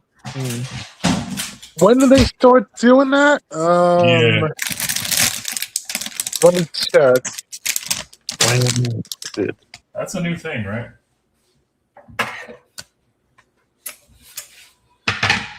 Before the NBA draft used to just be 1 day.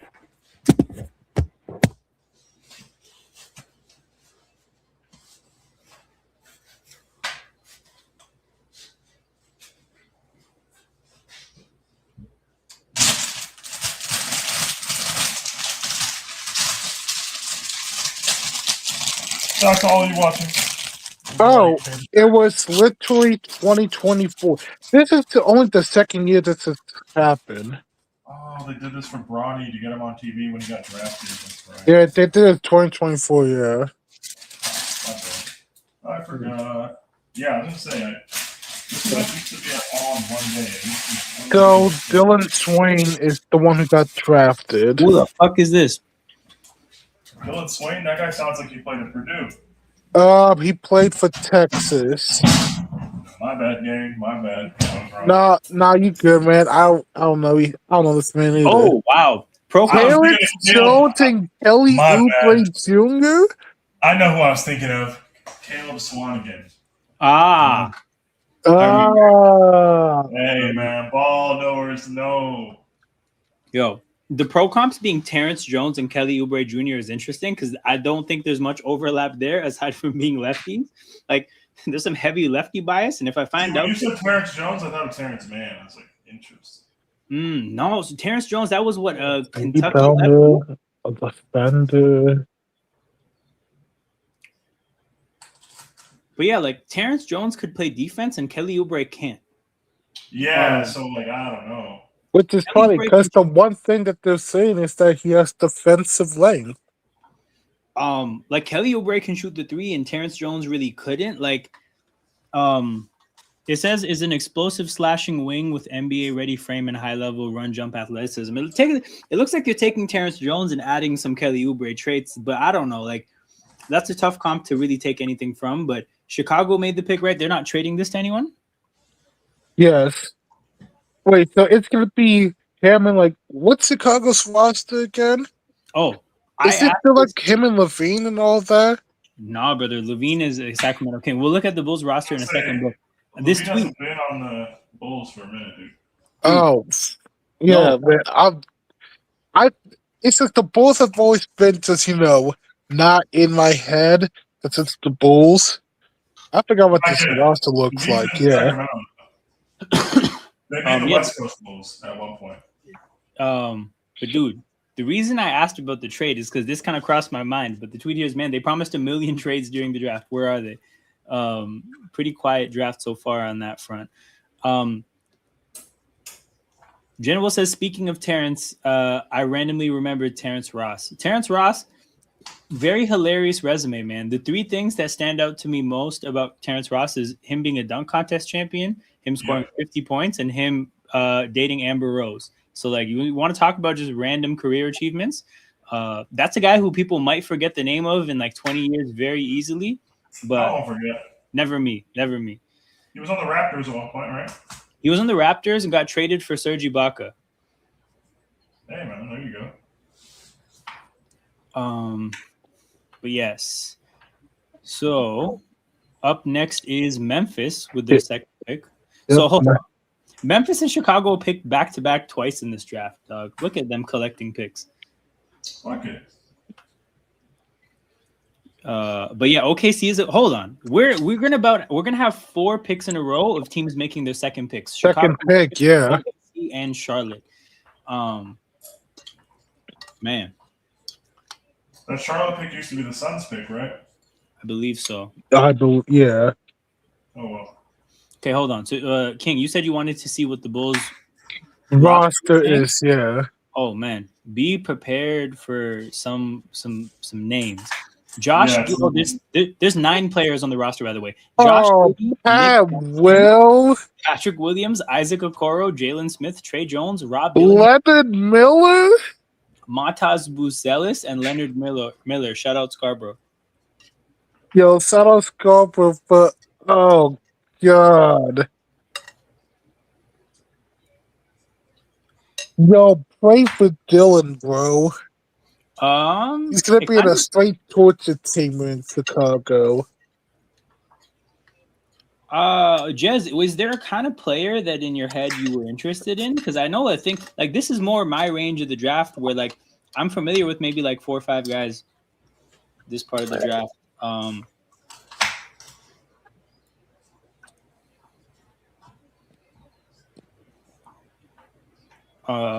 LeBaron Philon is like no-name brand Jeremiah Fears. So if you're a little familiar with what Fears was in the draft last year, like small bucket getter, kind of crafty, but obviously like the lack of size and height and stuff is probably going to be a problem in the NBA.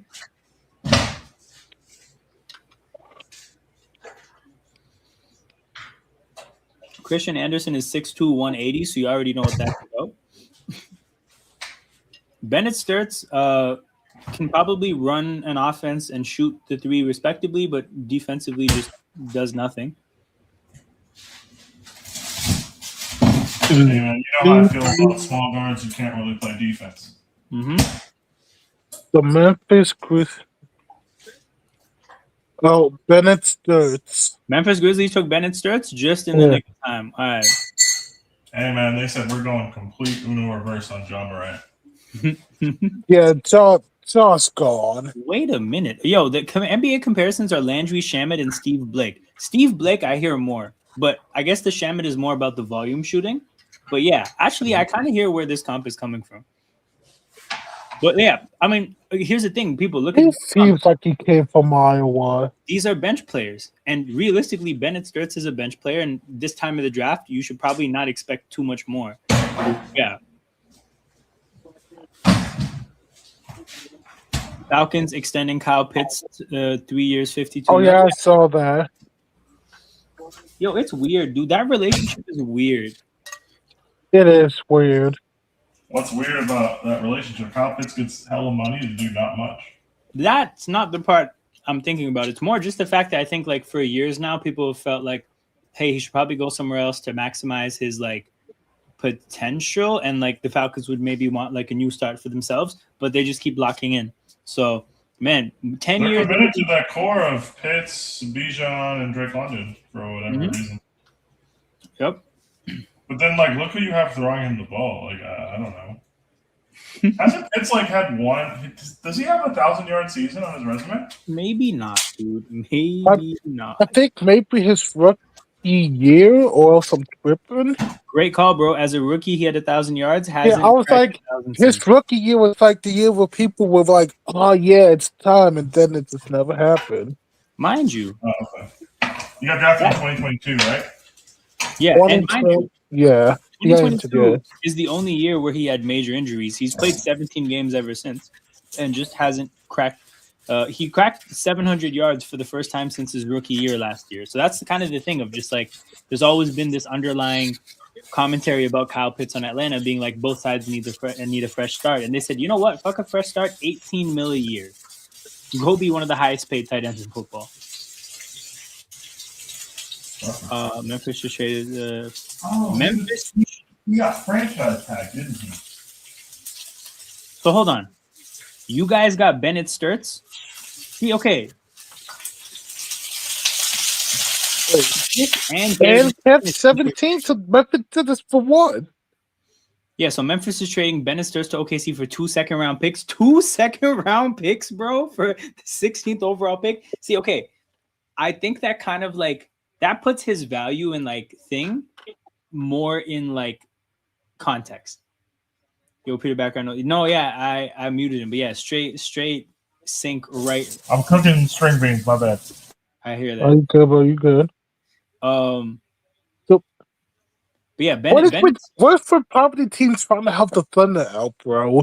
But you know what it is? I think with Bennett Sturts, I feel like that's more just like once Jared McCain is gone, here's the guy who's gonna get those minutes.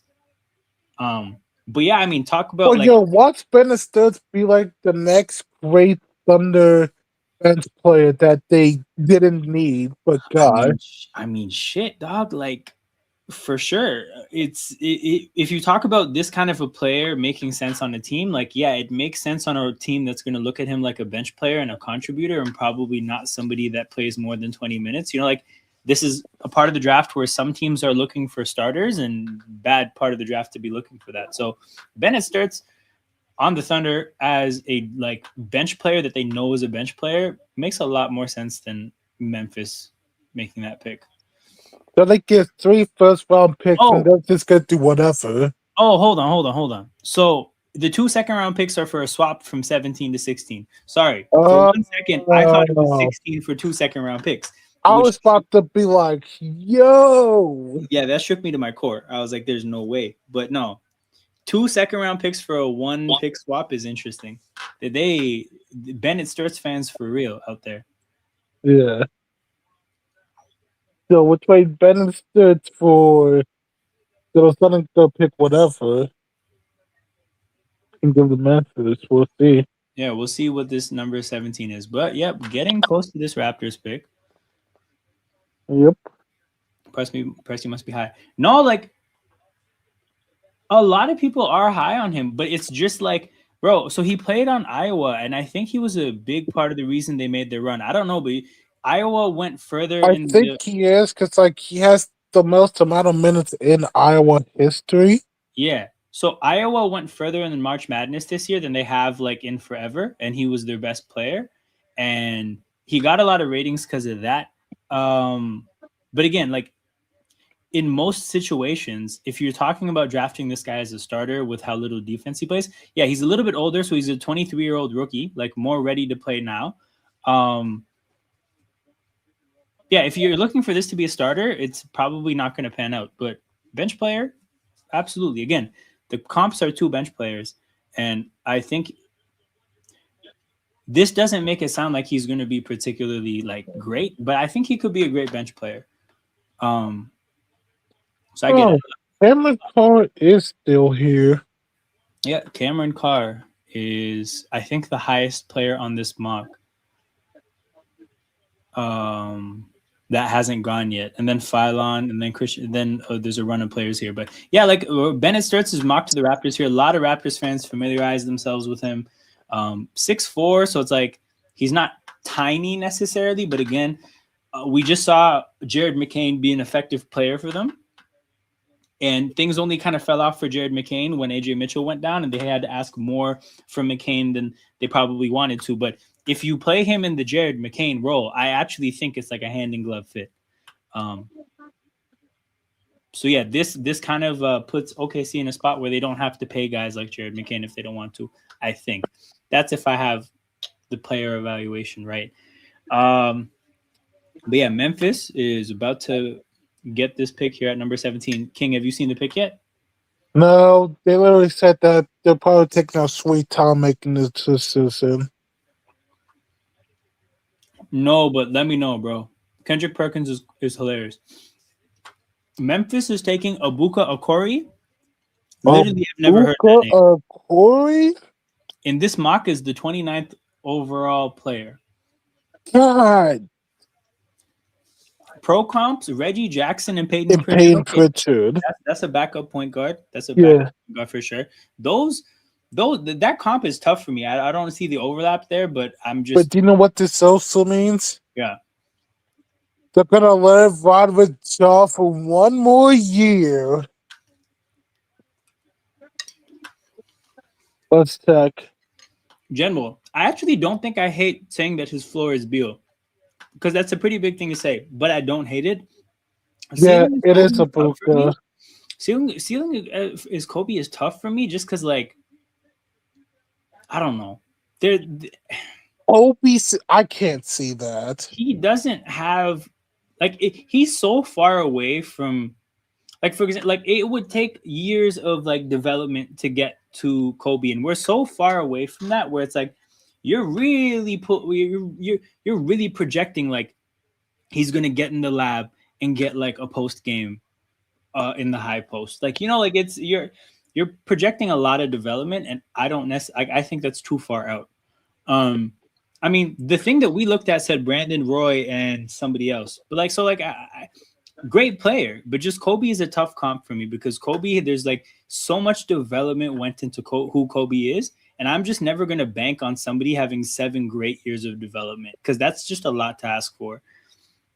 I'm even thinking about how we can't draft many guys like that. Hold on, Peter. Hold on. You're muted. We didn't get the intro. I've been in the lab. I've been in my bag for the last. Oh, hell yeah. Hey, we got pork chop. I don't know if you can see him because I'm holding my laptop. Oh no, hold on. Angle it. Now we see them. Yeah, we see them. Angle it a little bit down. Ooh, okay. It looks fire. Pork chops, the garlic salt, either side. Did the green beans with some chili flakes, and we're cooking, boys. Hey man, I get it. I was cooking all Father's Day. Yeah. Memphis is trading 17 to Detroit. So this player is going to Detroit. So Detroit got a backup point guard, or like at least that's what they're looking for. So Memphis is trading. Okay. Memphis net 5 second-round picks along the way. So yeah, why not?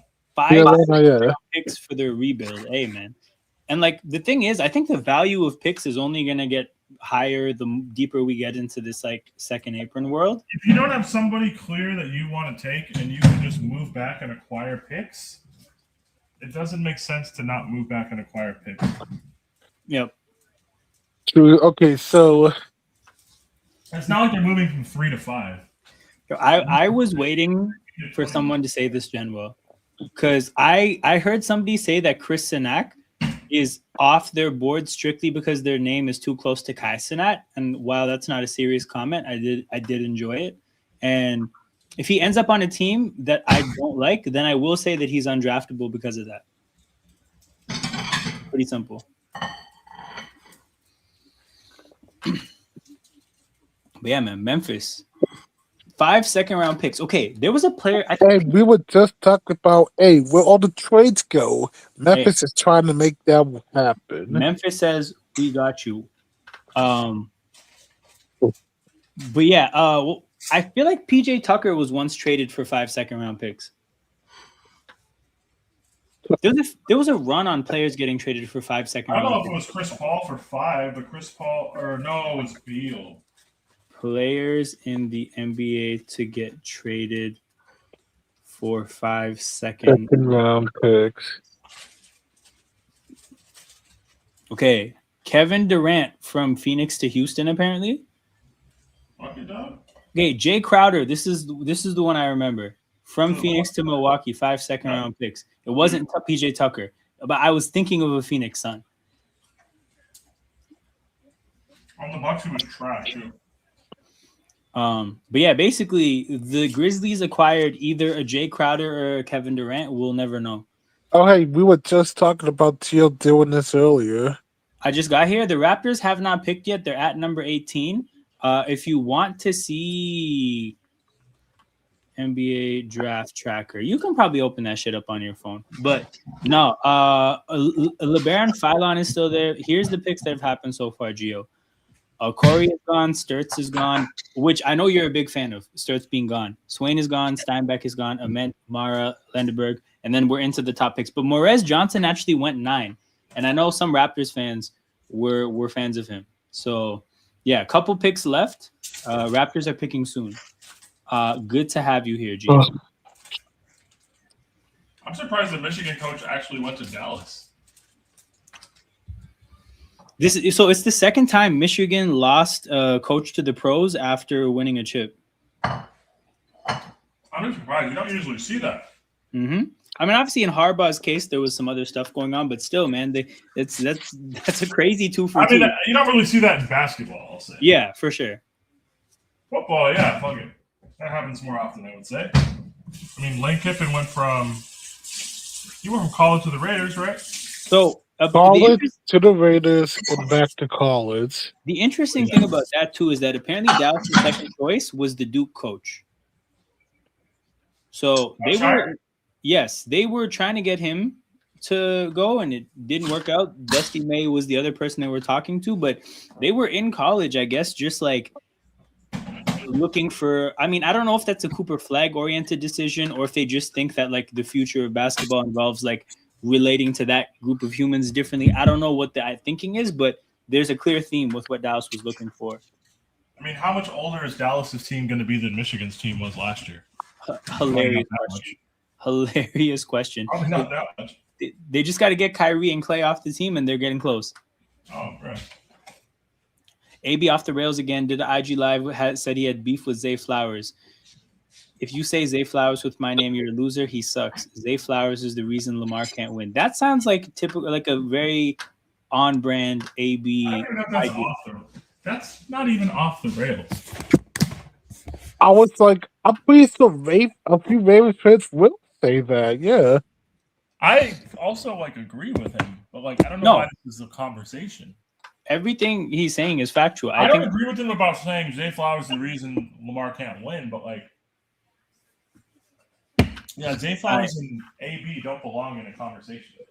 The number 18 pick, which I believe this pick is, this is the Hornets. They're taking Birdman. Christian Anderson is on the Hornets. Christian Anderson. All right, let's look at this comp here.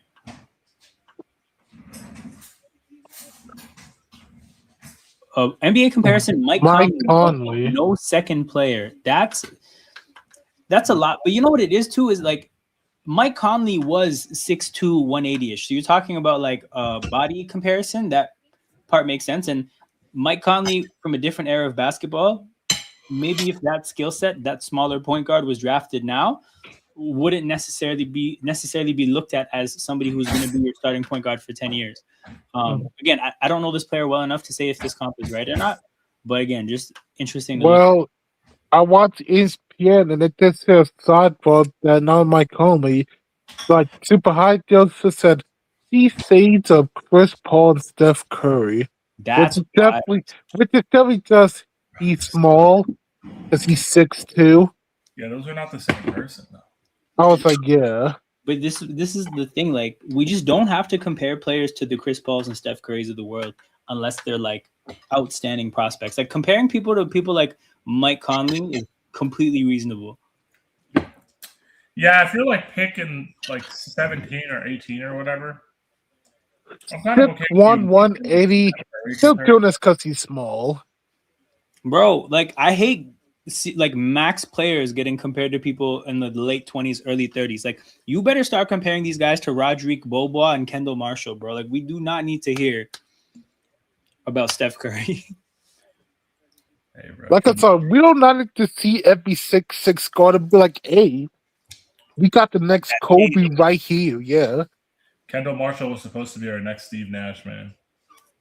Oh man, yeah.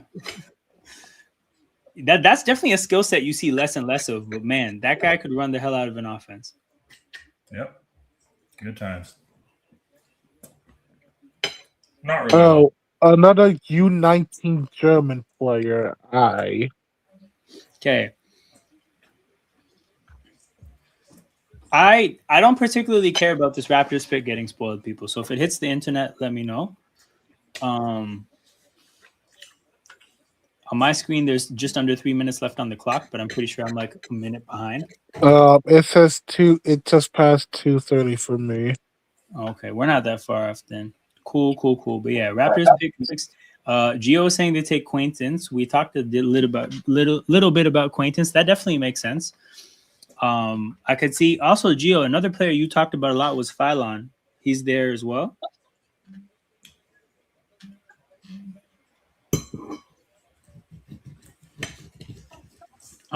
Cameron Carr is still here. Phylon is still here. Kareem Lopez, please no.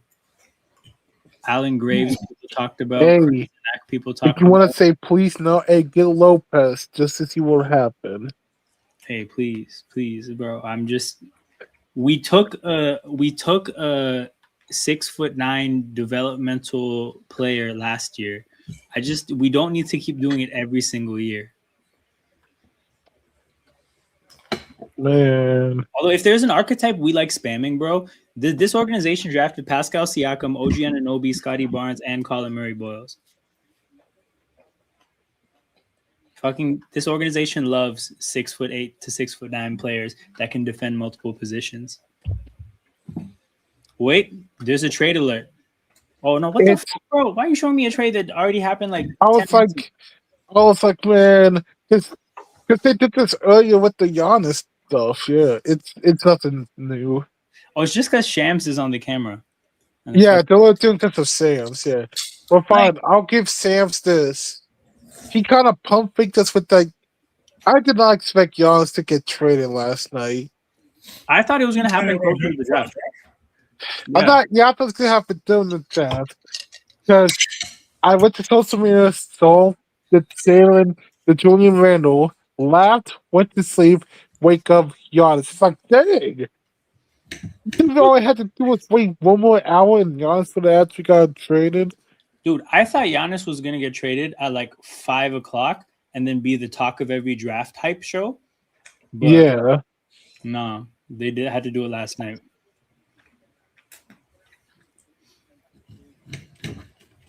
Jeez.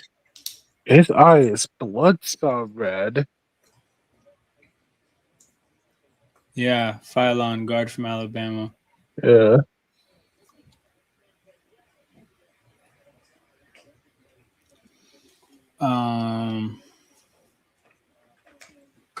Free agents. Team needs perimeter scoring and playmaking, among others, but yes.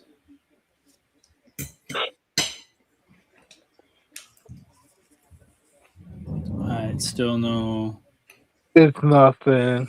No, still okay, no. the pick is officially in now. Okay. I remember the year we drafted Grady Dick. That was the one tweet that didn't. Sorry, the one pick that didn't get tweeted out beforehand. Like, because I think those were the days where Shams was still leaking. And this motherfucker built all the suspense for us to hear Grady Dick. It was so nasty.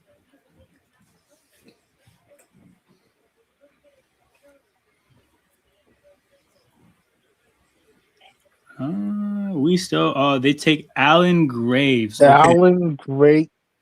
Alan Yo, Gray. why that man look like Derek White when he Yo. had hair? Hey man, 6'9", 225. This team definitely I has a type. knew it. They can't escape themselves. They can't resist it. Pro comp, yo, Boris Kyle Dio. Anderson.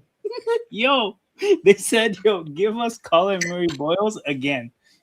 I knew it. They can't Keep getting escape away with it. themselves.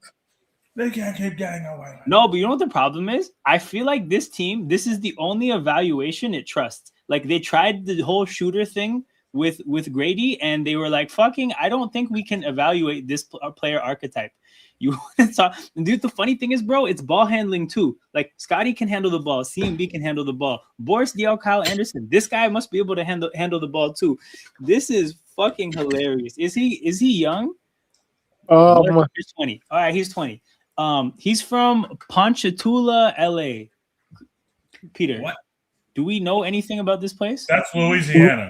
That's Louisiana, yeah. Yo, that's crazy. First of all, Ponchatoula definitely sounds California-ish to me. That definitely caught me off I guard. would say that's not a California. That's Louisiana. Yeah. Also, yeah, Santa Clara also threw me off guard a little bit, but sheesh. Alan Graves, yeah. We did it again. This is the thing, right? I was hating this time last year when we took CMB. I've just learned to trust this evaluation and just accept that the ball is going to be fucking disgusting. But Yo, like you think this is gonna be haram ball? so much haram ball, bro. Because we just said, yo, hey, we really like those Scotty CMB lineups. Give us another player. We're gonna keep.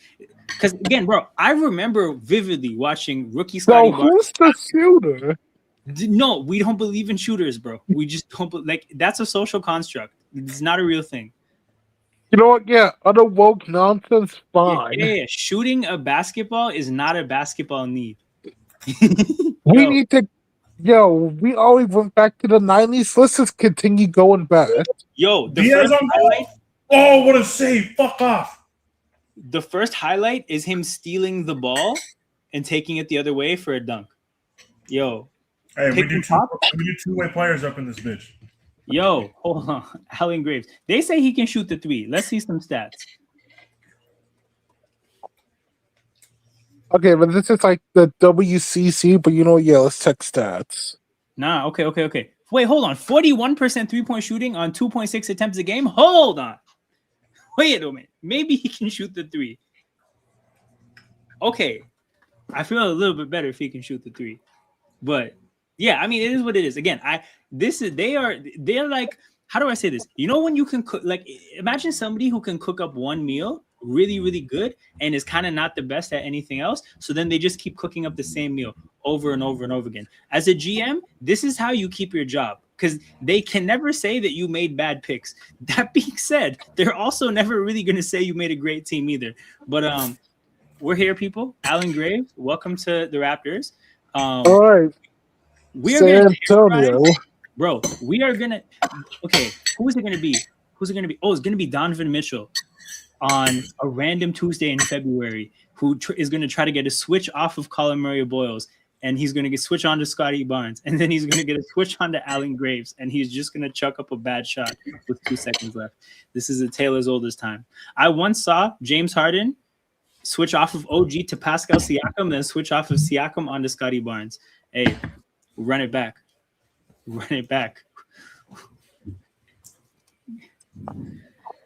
Oh man. But yeah, okay. At least he could 41% shooting in college is at least that's a change because Colin Murray Boyles. Slightly off topic, but Yeah. the Columbia traditional kit against Congo's light blue is such a good watch on TV. What minute are they in? The 18th. I've only seen Congo and Columbia's half like a few times. Yo, they're honestly kind of getting put under, but it's still 0-0. I doubt Flawless is doing a watch along. Oh, he's not. Oh, damn. He's not a man of football. He's really not, bro. Oh, it's late. I'm like, shut up. Nah, dude, I saw him repping England, and it's just like we just can't be having that. I'm sorry. we've been friends for too long that I know it's a gimmick. Okay, that makes more sense. You know, he's doing It's Coming Home gimmick, but like, I remember him actively rooting against England. Damn. It's all good. They had to eat that Carlos Queiroz 0-0 special. Oh, no. Not the Spurs. Well, it's New York. Ooh, Columbia just shooting it from 40 yards. It's hilarious. But yeah, Colin Murray Boyle's career 23% 3-point shooter on like very low volume in college. Ooh, Scotty. Let's see about Scotty. I think Scotty's stats were pretty ass too. In college, Scotty 27% 3-point shooter on a pretty low volume. I think OG could shoot a little bit. OG Anunoby in college. Career 36% 3-point shooter, but at a very low volume of 1.5 attempts a game. Who are the other people? Oh, Pascal Siakam. I believe he never attempted a 3 in college. I think. No. Oh, here's going on break. Just kidding. Siakam couldn't shoot the 3 either. Who am I missing from the? No. So I will say this: out of this archetype that they're drafting, this guy can shoot better than anybody else. But yeah, we move. These damn curses. Let me let me open this tweet up.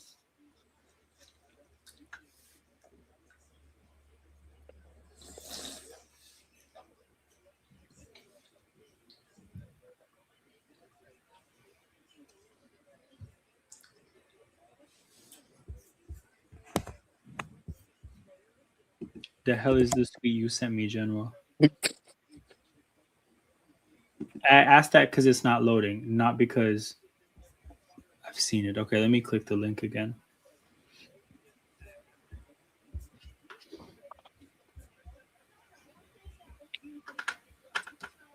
Oh, let's see what the Twitter streets have to say about Alan Graves. Most hilariously wing-loaded team, but hey, it's a great pick. But this deep in the draft, this is guaranteed impact. But welcome. Hold on. Yo, the Raptors won't be an NBA League Pass team anymore after drafting Alan Graves. They're putting together an identity that's going to be tough on small guard star players. No, for sure. But highlight that first part of like, you're just not going to want to watch this team. No, yeah.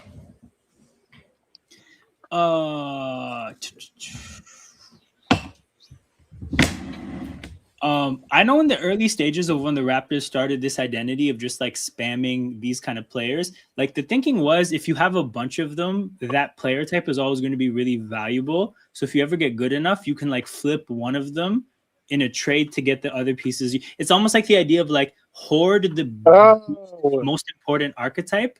But I just Spurs got Jaden. I don't think you could ignore getting other skill sets though. Like you need centers and you need guards. The Spurs got Jaden Quaintance. Okay, people, we've talked about him on the channel before. This is the guy who had hella knee injuries in college, but was otherwise like pretty productive. Kentucky forward, hasn't played much basketball in college because of injuries. But you know, when you see his like scouting report, I mean, 6'10", 255. You already know this guy's bringing a level of physicality Wemby doesn't. Yo, NBA comparisons, Kevon Looney, Clint Capella. So, center. Definitely a center. I would say Capella, like a different, like, I remember Capella being lanky and not physical. And I also remember him putting muscle on and being pretty physical. Jaden Quaintance is definitely physical. But yeah, this is a big to play either beside Wemby or like, Luke, this pick is about getting Luke Cornett the fuck off the team. I was saying, yeah. That's what that pick is. So Wemmy's definitely gonna be. Wemmy's either the stretch center or the stretch 4. Oh, General, I've seen this tweet about the Ghanaian witch doctor putting a curse on Harry Kane. Classic, bro. Classic. All right. Will Memphis make a third trade back? It's technically Memphis's pick. Yo, okay. Have you guys seen this Zodiac GM account? I think you showed it to us a few I showed it times. to you, right? Yes. Okay, that's so funny, man. Somebody tweeted at him, Alan Graves to Toronto, what's the synergy looking like? No way. I'm not seeing a whole lot of hate. So I mean, again, like I didn't think once I saw we drafted this archetype, I'm like, he's probably not bad at basketball, but okay. I think there's some hate here. Spreadsheet FC loves this dude, but I don't see it. Another tweener with a limited ceiling, but maybe there's a path where he's productive in certain situations. But adding him to a team that's full of forwards with a need at guard, I don't like it. That's the thing. A lot of this isn't even valid. I mean, he seems to think he's not good. That seems to be the minority selection. But the last point of like adding to a team full of forwards with need at guard, like that's the not smart thing to do in like for most people who like talk about basketball. But the Raptors have doubled and tripled down on this philosophy, so you just got to live with it.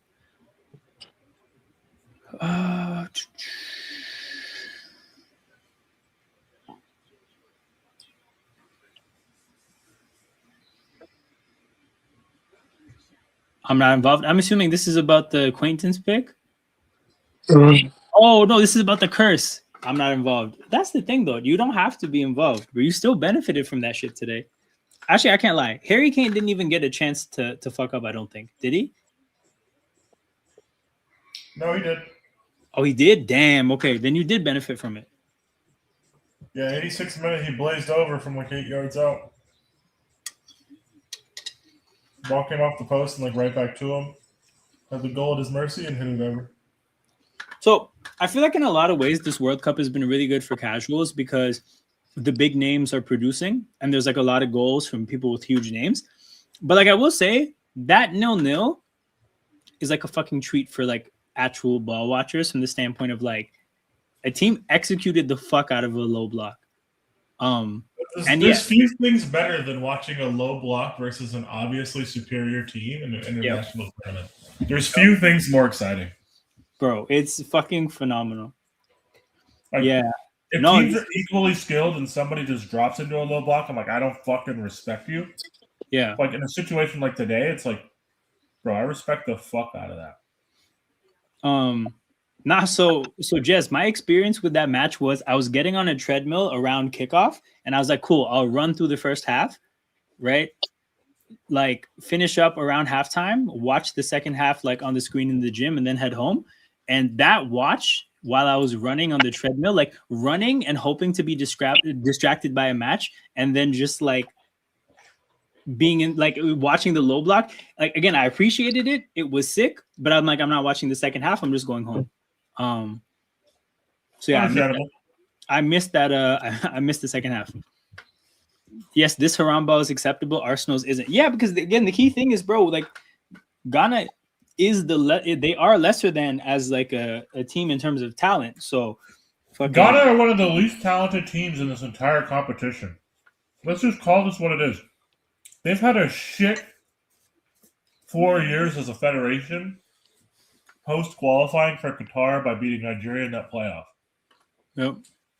They got grouped at AFCON once. They didn't even qualify for the latest edition. Like, with all due respect, Ghana were not like a consensus pick to even make the knockout round. The fact that they can get second in this group is a goddamn miracle. Their coach got replaced 2 months ago. Yeah. No one, I'm going to go ahead and say no one thought they'd have 4 points after 2 games. What's Ghana's group again? It's England, Croatia, and Panama. Oh, hell no. I didn't think Ghana was going to make it. Nope. So hold on. Do you think Ghana trots out that low block against Croatia? A rotated one, but a low block, yes. Interesting. More as like preparation for the next phase of the tournament. Yeah, because in my head, like, I'm not all the way tapped in with how productive Kovacic and Modric are, but I feel like those are the kind of tricky midfielders that, like, I maybe would feel anxious about doing a low block against. Nah, Croatia's team is kind of dog shit. Like, it won't be as low and as negative as it was today. Lopez. But I mean, they had 36% possession against Panama, bro. No, And I they hear played that. on the break. I think about Croatia and I'm just like, I feel like if you make that midfield deal with some physicality, like they might fold. No, for sure. I just think Croatia needs a point way more than Ghana needs a point. Right. Brother, At the same time, if F2 Croatia commits too many bodies forward and gets caught on the break and loses, Yeah. there's no guarantee they would go through to the next round with Yeah. like say if they lose, their goal difference is at least -2 and they're on 3 points. Oh, I don't know if that would be enough. Right. Okay. Obviously, we'll find out, and they'll probably know by the time they kick off, by virtue of being like one of the latter groups, so they'll play on Saturday. Yeah. But yeah, the issue, it's not really the issue because it's not Ghana's problem. They have their 4 points. Right. Like they'll be fine. Croatia might not be. Like Croatia need a result. So I can't really see Croatia being super risky and just throwing bodies up the field to try and win at all costs. They don't really need to do that either. Yeah. I could see them both playing out like a 0-0 or a pretty tame like 1-1. what? Makes sense. Attacks the Or to be best. honest, if Croatia scores early, Ghana's just like, all right, if you guys want to play Portugal, go for it, bro. Okay. Oh, Peter, as someone who's planning my outings for like this third match day, what groups do you think are gonna have like the best final matches? Obviously, like France, Norway, and then the other two I teams. would be on. So we're asking what to look out for on match day 3 of the group stage? Yeah, in terms of like what groups have probably the most watchable like pairs of games. Like not even just like, okay, there's one particularly good game, but a group with like a good pair of games. I'll be honest, Group A tomorrow night, because South Africa, South Korea is a potential eliminator match. Like Right. South Africa has to win to get to 4 points to have a chance. Yeah. Anything less and they're fucked. See, that's what I'm looking at, because it's not even to me about the teams or like how good the teams are, but I'm talking about like high stakes against high stakes for both teams. That's pretty zero sum. I mean Scotland, and so that's 9 o'clock your time tomorrow. Yep. Scotland are playing Brazil, and the thing is, we don't know if it's zero sum or not yet because the other groups haven't really happened. Yeah. Scotland probably are going to need a point out of that. I mean, Switzerland and Canada, obviously, but I mean, you'll be tapped into that. Dude, for sure. Like, Thursday, Curacao, Ivory Coast, sneaky good contender. Yep. Is by definition an eliminator match. Curacao wins, they're good. Anything else, they're fucked. Yeah. But like the fact that Curacao wins and they're good as a sentence on match day 3 is hilarious. Paraguay, Australia, another one. A draw could actually help both of them. Yeah.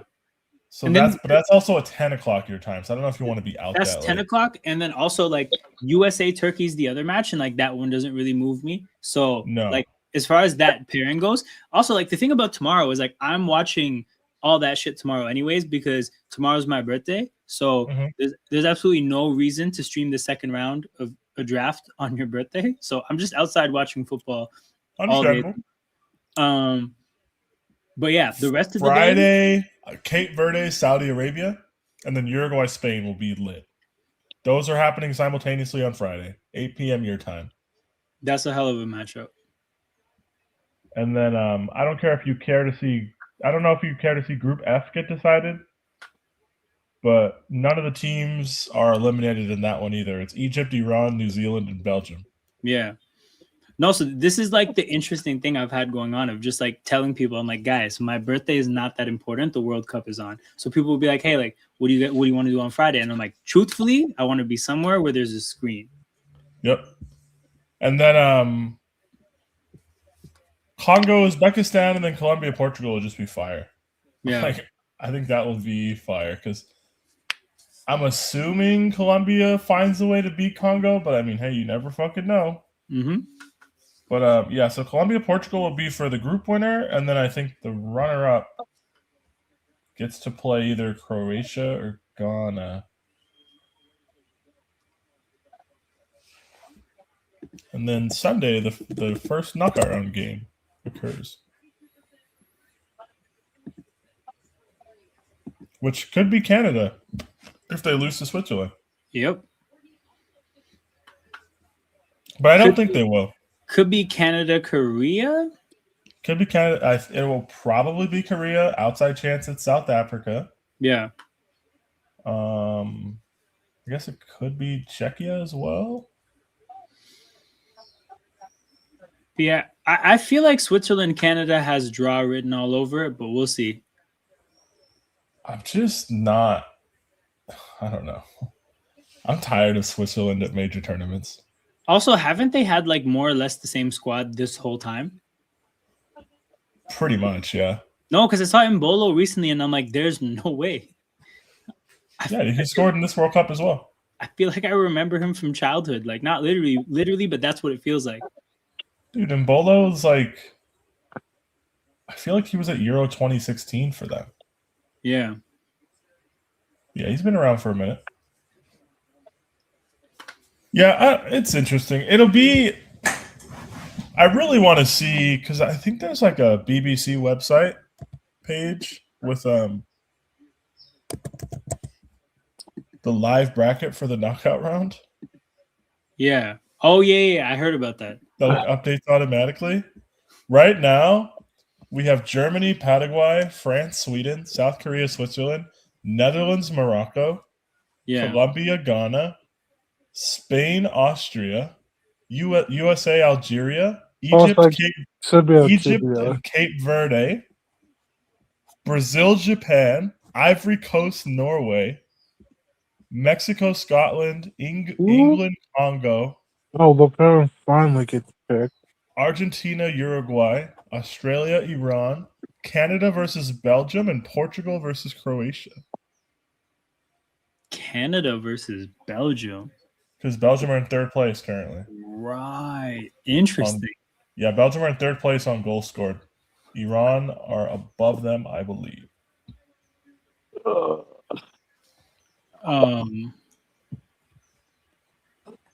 That could turn into Canada-Iran, though, very easily. Like, if Iran draws against Egypt and Belgium beats New Zealand, that would be Canada versus Iran. Hey, man. At least they could run that in Vancouver, and the Iranian players don't have to try to get back in the U.S. True.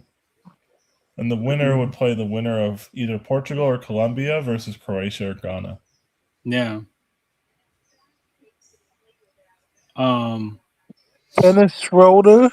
So, LeBaron Philon is the last pick. Real quick before that, Memphis took Kareem Lopez, which actually makes Kareem Lopez. Taking the random Mexican hooper that was playing in New Zealand, like that project, makes sense for a team like Memphis. We're cool with that. Philon, oh my God, the keeper's getting run down by Wissa.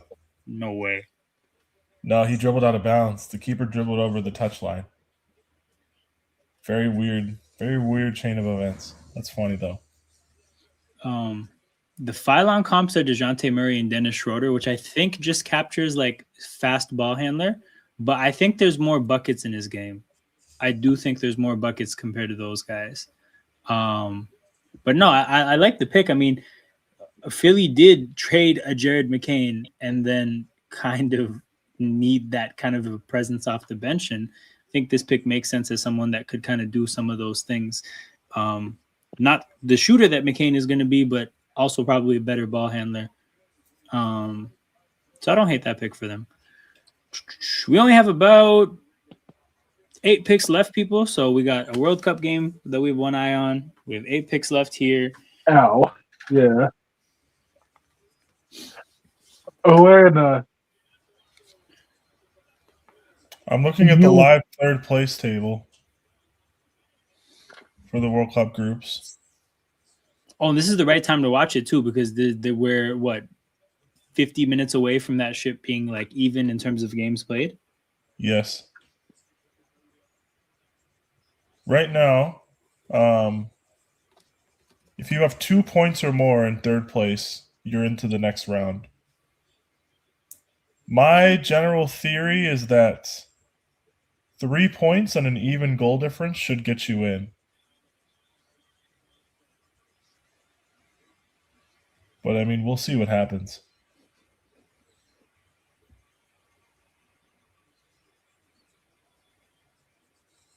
There's only everybody that has 3 points has an even goal difference though. So shit, people could go sliding down. It could come down to goals scored even. Oh, this is the third place table, right? Yeah. Yeah. So that Senegal match, the interesting part about it is that like the draw ends everybody's tournament involved. So like, yeah, the draw kills them both. So I fucking love that concept. So, and the fact that on one hand you get France Norway, like 2 teams with 6 points, and on the other hand you have a death match.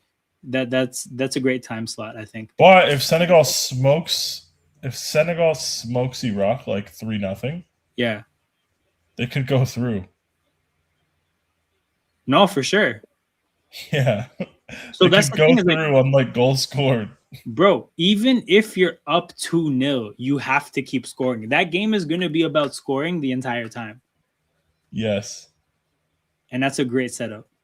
So, I mean, yeah, traditionally Senegal Iraq is going to be nothing to like pay attention to. Hold on. Is that game in Toronto? I think it is in Toronto. Yo, last minute Senegal Iraq tickets. We will have one eye open for those tickets. Okay, might as well.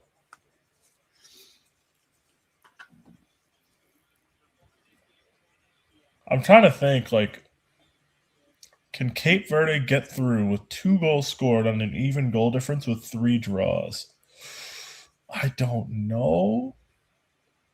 But they have 1 more goal scored than Congo and Belgium right now, so that helps. I don't actually think the Czechs are going to beat the Mexicans. I'm pretty confident Bosnia is going to beat Qatar, but we'll see. Yeah. Ecuador against Germany, I don't know. Fuck, because I hope Cape Verde go. It would be a shame if Cape Verde drew all 3 games and got knocked out. Yeah. That would be really sad. But at the same time, outside chance they win the group. That would be hilarious.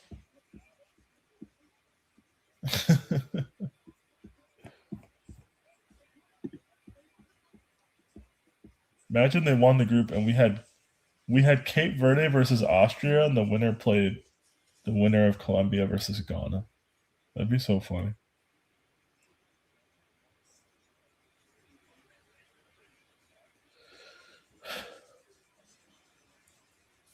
The US playing Algeria would be lit though. Be a rematch of 2010. Who playing Algeria? The United States? Oh, yeah. So I didn't know initially when the tournament started that Mahrez doesn't really play for them. Yeah, not anymore. He played last night, though. I quickly learned that a midfielder named Maza is like the player to watch on that team. Yeah, he plays for Leverkusen, I think. No, they have some good talent. I think Algeria will be fine because I don't think Austria is actually good enough to beat them. Yeah. Also, like, I'm not sure Austria is like dying to win to get second in that group because you'd have to play the winner of the Spain group. Yeah, probably not. At the same time, if they lose, they might drop out of the tournament altogether to Algeria. So I was watching the end of Hussam's stream of Jordan losing and like blowing. I was watching the game. The lead. I heard that he said that they've conceded 5 goals in this tournament and 4 of them are set pieces. Yeah, I think Jordan's set piece defending is really, really bad. Pain. That I feel like that's maybe one of the worst experiences of being a small nation in like the thing is, Jordan haven't even played bad. No, this is the thing is like by the way people talk about it, it seems like they have been able to do some good things, but it's like you are like let down by one trait where I feel like as a small time team or nation, like you should kind of have that in the bag. Yep. I thought they got a little bit unlucky yesterday. But yeah, like shit. I mean, yeah, they have 0 points and they're going home, but like they're nowhere near like as hopeless as I've seen other teams that have. Like Jordan would beat Qatar if they played tomorrow. I'm convinced.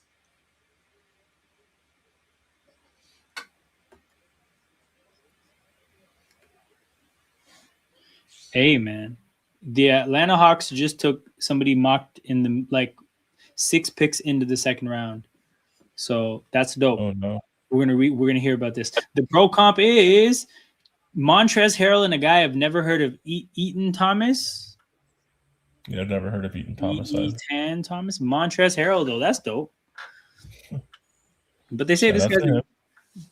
apparently these guys are rim protectors, so I don't know about Montrez in that regard. But Atlanta Hawks getting a bench big in this part of the second round. Oh, sorry, the first round. So that's cool. Knicks up next. The NBA champions picking at 24 because this is ordered by regular season records. So this is not even that bad of a pick. Shout out to James Dolan for like right after the parade talking about wanting to duck the second apron and shit like that. So this pick is probably going to be pretty important.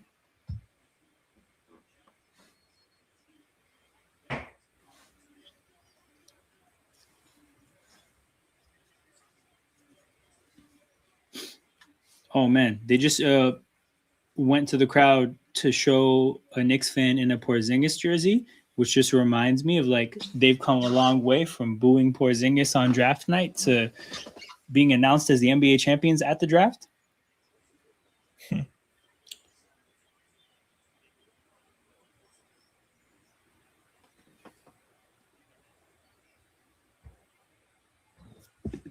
Oh, they're doing a whole thing to bring out the NBA championship, man. Back to the football match we go.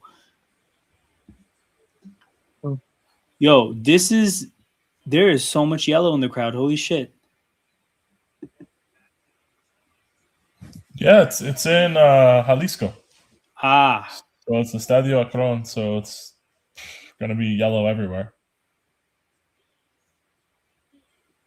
Colombia are probably like one of the best traveling fan bases in the Americas. Nice. That's why I was like, ooh, I think they're gonna do well. Every game will just turn into like it'll stick out too when they play Portugal on Saturday.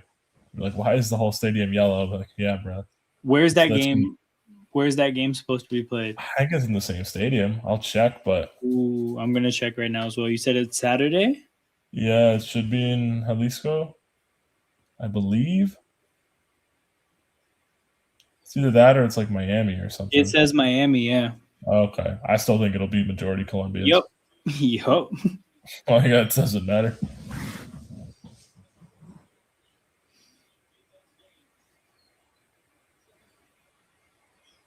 Ooh, that should be a free kick. Nope.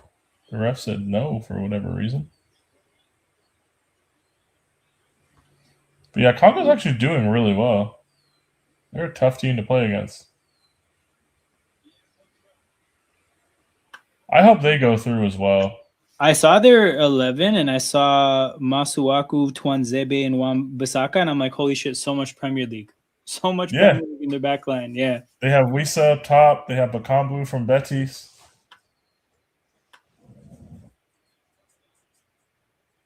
Yeah, man. They have a solid team.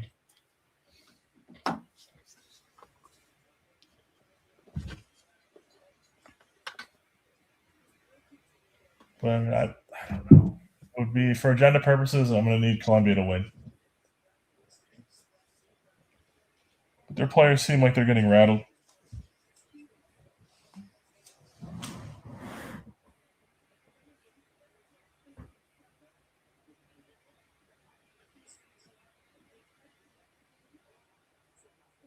So allegedly, the Lakers are trading up one pick from 25 to 24 to make take whoever this player is going to be. That's very dramatic of the Lakers.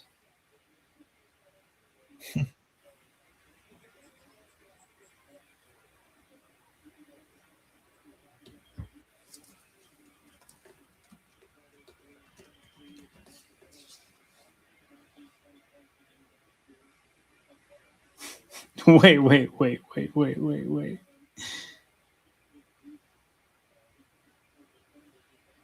So apparently there's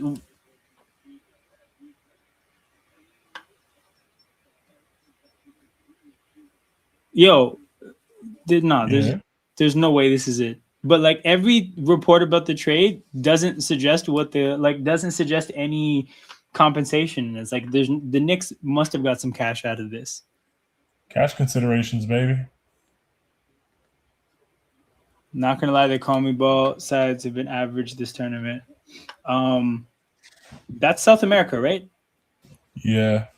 I mean, shit, man. Like, people aren't happy with Brazil. Argentina has been feasting on sides people probably don't take seriously. I hear it. I mean, I don't really think anyone's been like poor besides Uruguay.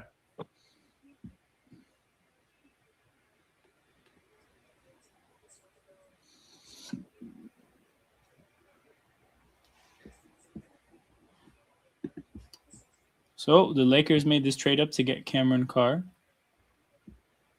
Somebody people would say has fallen in this draft. Oh my goodness. The comparisons for Cameron Carr is Zach LaVine and Terrence Ross. So this guy can jump. Zach LaVine and Terrence Ross. Not a lick of defense and can leap. Yeah, 42.5-inch vertical jump. Yeah, Lakers got a bit of athleticism here. The Endrick memes are hilarious, bro. I've watched. I feel like I've seen every single Endrick meme because I've done some solid doom scrolling through that part of my algorithm. Like, oh man, they're all hilarious.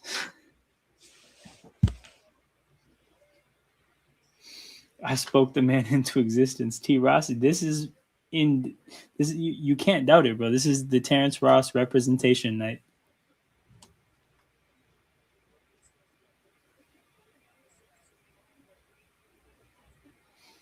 Halftime, Colombia 0, Portugal 0.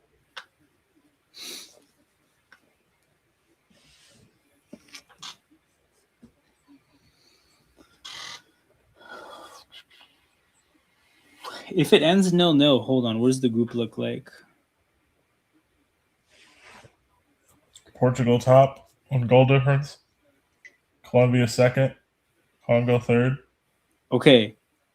Portugal and Colombia both at 4 going into their matchup would be fire. Yeah, but Portugal has the goal difference, so Colombia would have to beat them.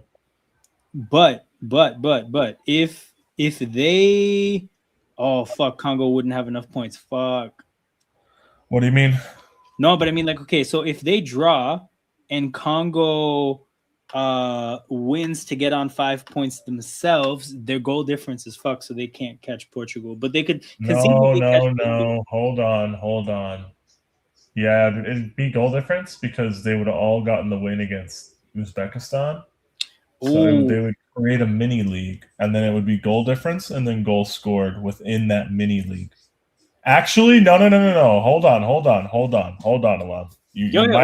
Portugal would have minus. No, they'd have 0. No, it's not minus. Everybody would be on 0. It would be goal scored during the mini league games. So Portugal would have 0 goals scored in the mini league, right? If this game ends 0-0, or no. Congo would have 0 goals scored in the mini league because they didn't score against Portugal was 1-1, so they both have 1. Oh, I forgot. I completely forgot. Okay, so Congo would have 1 goal in the mini league, right? Yeah, for sure. Yeah. Colombia. Shit, I think it depends on the score of the draw in Colombia Portugal. So like a 2-2. So let's just say they have a 1-1. 1-1. Let's say it's 1-1 tonight. It was 1-1 between Colombia and Portugal, and then it's 2-2. Shit, at that point, does it go to? Because I think the Uzbek results get excluded. I have to look this up. I want to say it goes to the fair play table after that, but I could be wrong. Yo, that's amazing. Okay, this is what we're cheering for. We're cheering for a draw here, a draw between Colombia and Portugal, and Congo running it up against Uzbekistan.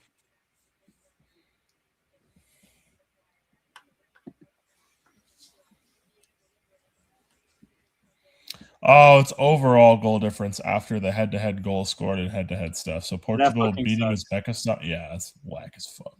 That fucking sucks, dog. Don't exclude them and then whack as include them shit. after, bro. Like draw the I line agree. to it. I agree. That's whack as fuck, actually.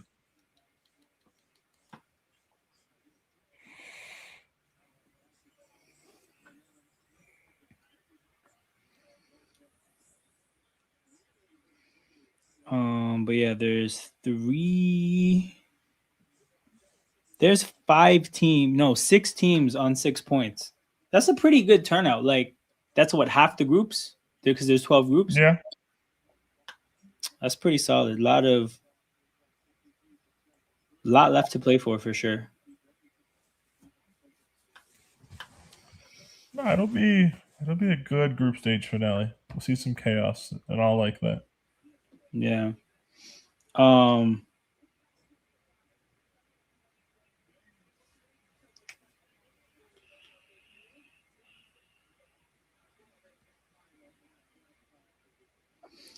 Brazil, Scotland with Morocco, Haiti. I'm definitely into that matchup as well. Brazil could just eliminate Scotland by like smoking them. Yep. And then if somehow Scotland can get a draw, which I don't think it'll happen. But man, imagine Morocco at the top of that group. Hey man, that's what I predicted.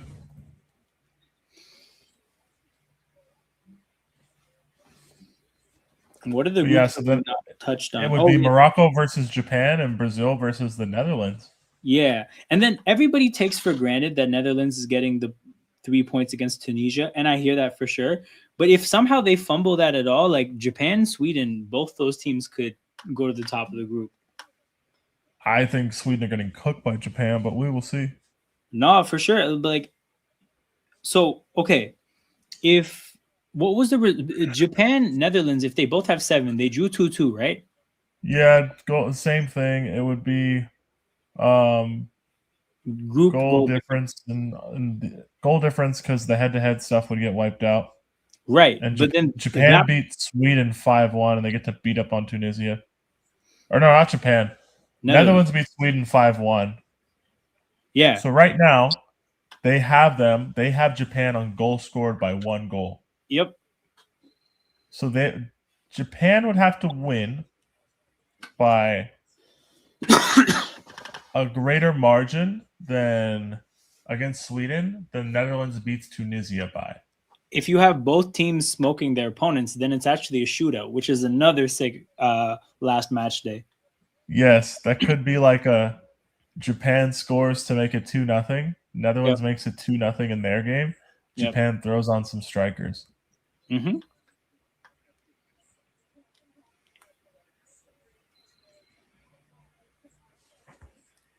Egypt has their last group game against Iran.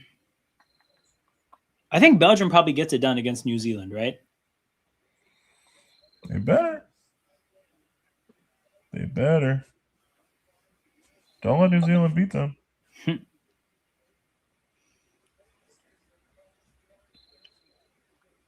Yeah, we've just about addressed every other group. But yeah, it'll be a interesting end to the World Cup, man.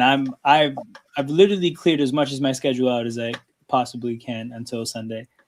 Mm-hmm.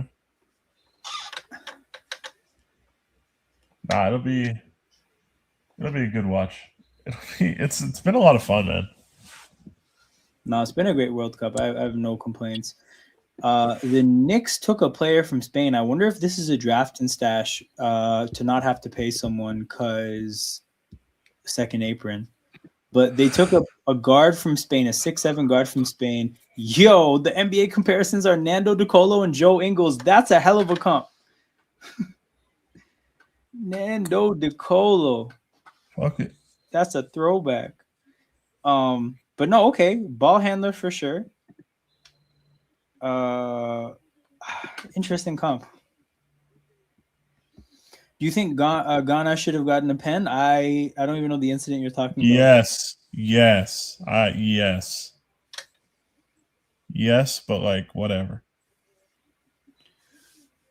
5 picks left in the draft here. Halftime of the football match. Shout out to everybody in here. Make sure you guys hit the like button and subscribe to the channel. I'm not exactly sure when I'll be back next, but latest I'll possibly be back is like July 1st when the league year starts and we probably get all the crazy shit going on. But yeah.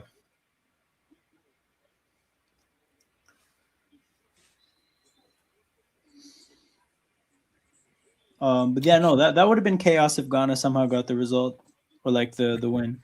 If Ghana would have won, they would have won the group. Actually, no, that's not true. I lied. Never mind. Their last game's against Croatia, right? Because Croatia won, so that would have. That's not true. What I said. Because there is a scenario where 3 teams have 6 points and 1 team has 0 points. Hell yeah! And then you create a mini league again. Panama was fun. Basically. But now that's just not going to happen.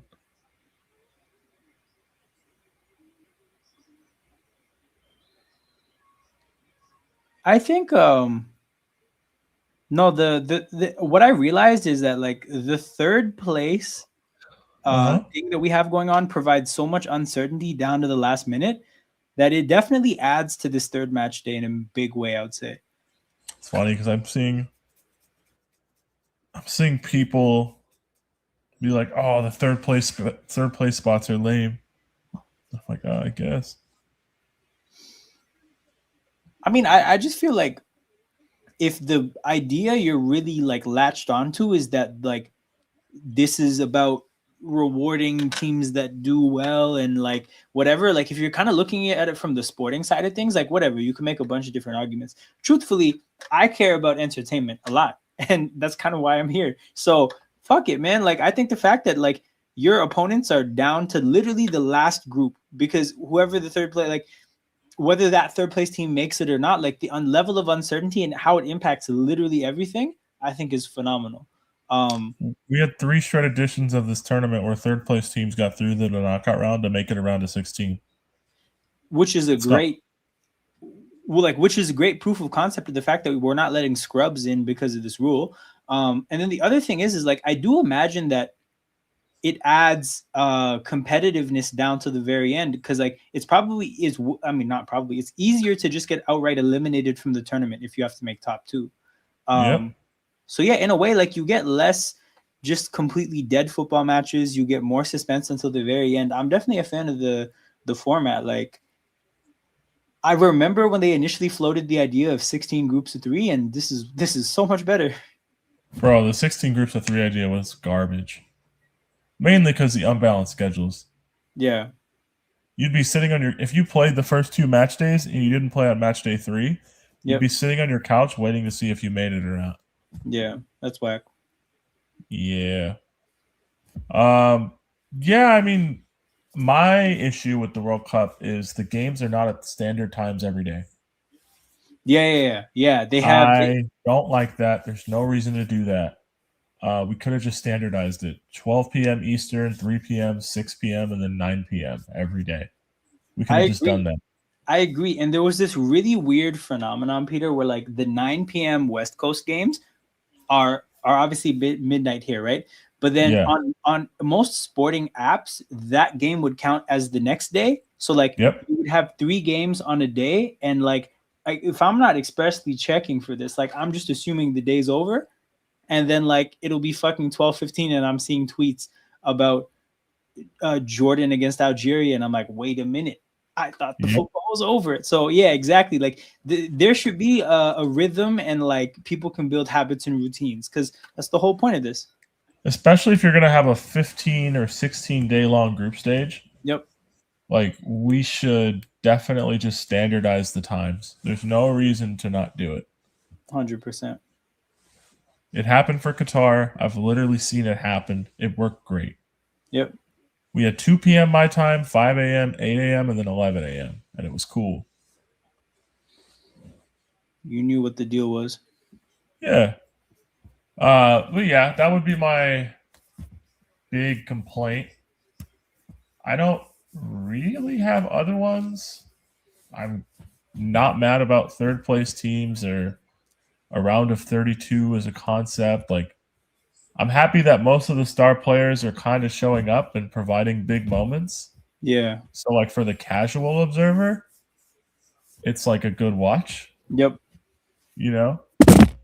Dude, like I've seen so many clips of random platforms covering the World Cup because it's the World Cup. Like I've seen a clip from Shannon Sharp and Ocho talking about the World Cup. I've seen the Pat McAfee show talking about the World Cup. And I feel like a part of the reason that there's even upside of them doing it is because like there's a ton of payoff of like a lot of casuals are seeing Holland, Messi, Ronaldo, Mbappe, these guys scoring and like Yep.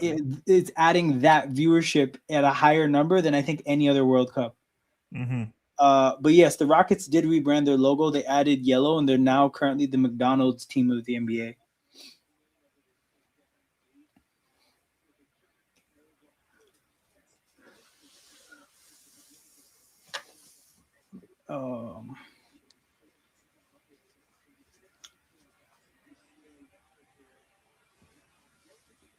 Hey, gang shit, CP, gang shit. Hey, we gotta find out when CP's birthday is because we need Matisse to cameo him. Yo, we'll have to figure it out. Unfortunately, I don't know. Like He said you do know, so I'm disappointed. I just know it's in August, but I don't know the specific day. So when it gets close and he lets me know, I'll put the boss call in. But Okay. as of now, bro, unfortunately, I just know it's sometime in August. Hell yeah. They touch on. Oh, do they touch? I didn't know that Ocho and Shannon Sharp ever touched on football. That's interesting. Like I know Ocho likes football. I just can't imagine Shannon Sharp talking about football.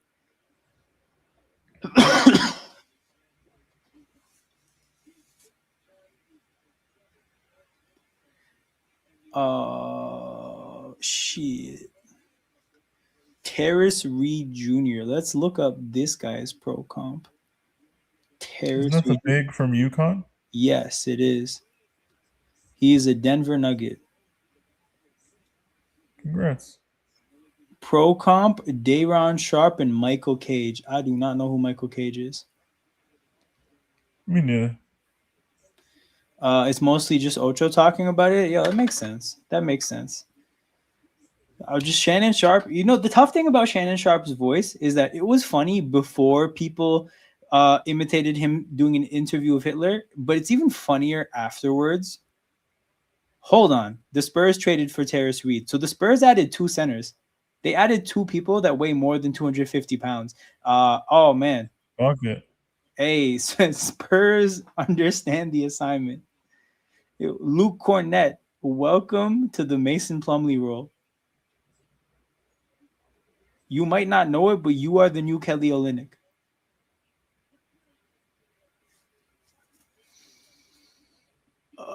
But yeah, Celtics on the clock. Ecuador has to win though. What group is that? The Germany, Curacao, Ivory Coast group. Oh, big time because they have 1 point, right? Yep. 2 Yes. points is not going to do. There's already enough teams that are going to be on 3. So. But yeah, shout out to Adam. Good to see you. Yeah, that's one of those groups, man. That's one of those groups for sure. Luke Cornett, welcome to the Shanghai Sharks for sure, dog.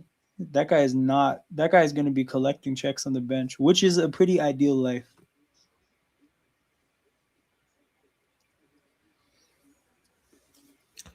Would you ever entertain a World Cup expansion to 64 teams? I'd have to hear more about the format. Like the number itself does nothing for me. Format wouldn't change. The number of games would because the number of groups would. So then 64 goes cleanly into 32. Right. So but then the key thing is like there's no third places anymore. Yeah. So that's like to me the big change. Everything else works the same way, but like you said, there's just more matches. But I mean, yeah, I guess like I'm trying to think about it with 4 more groups, but no added dynamic of the third place team. I feel like you would just see a lot of. I feel like there'd be a lot of dead football by the third match day. You think?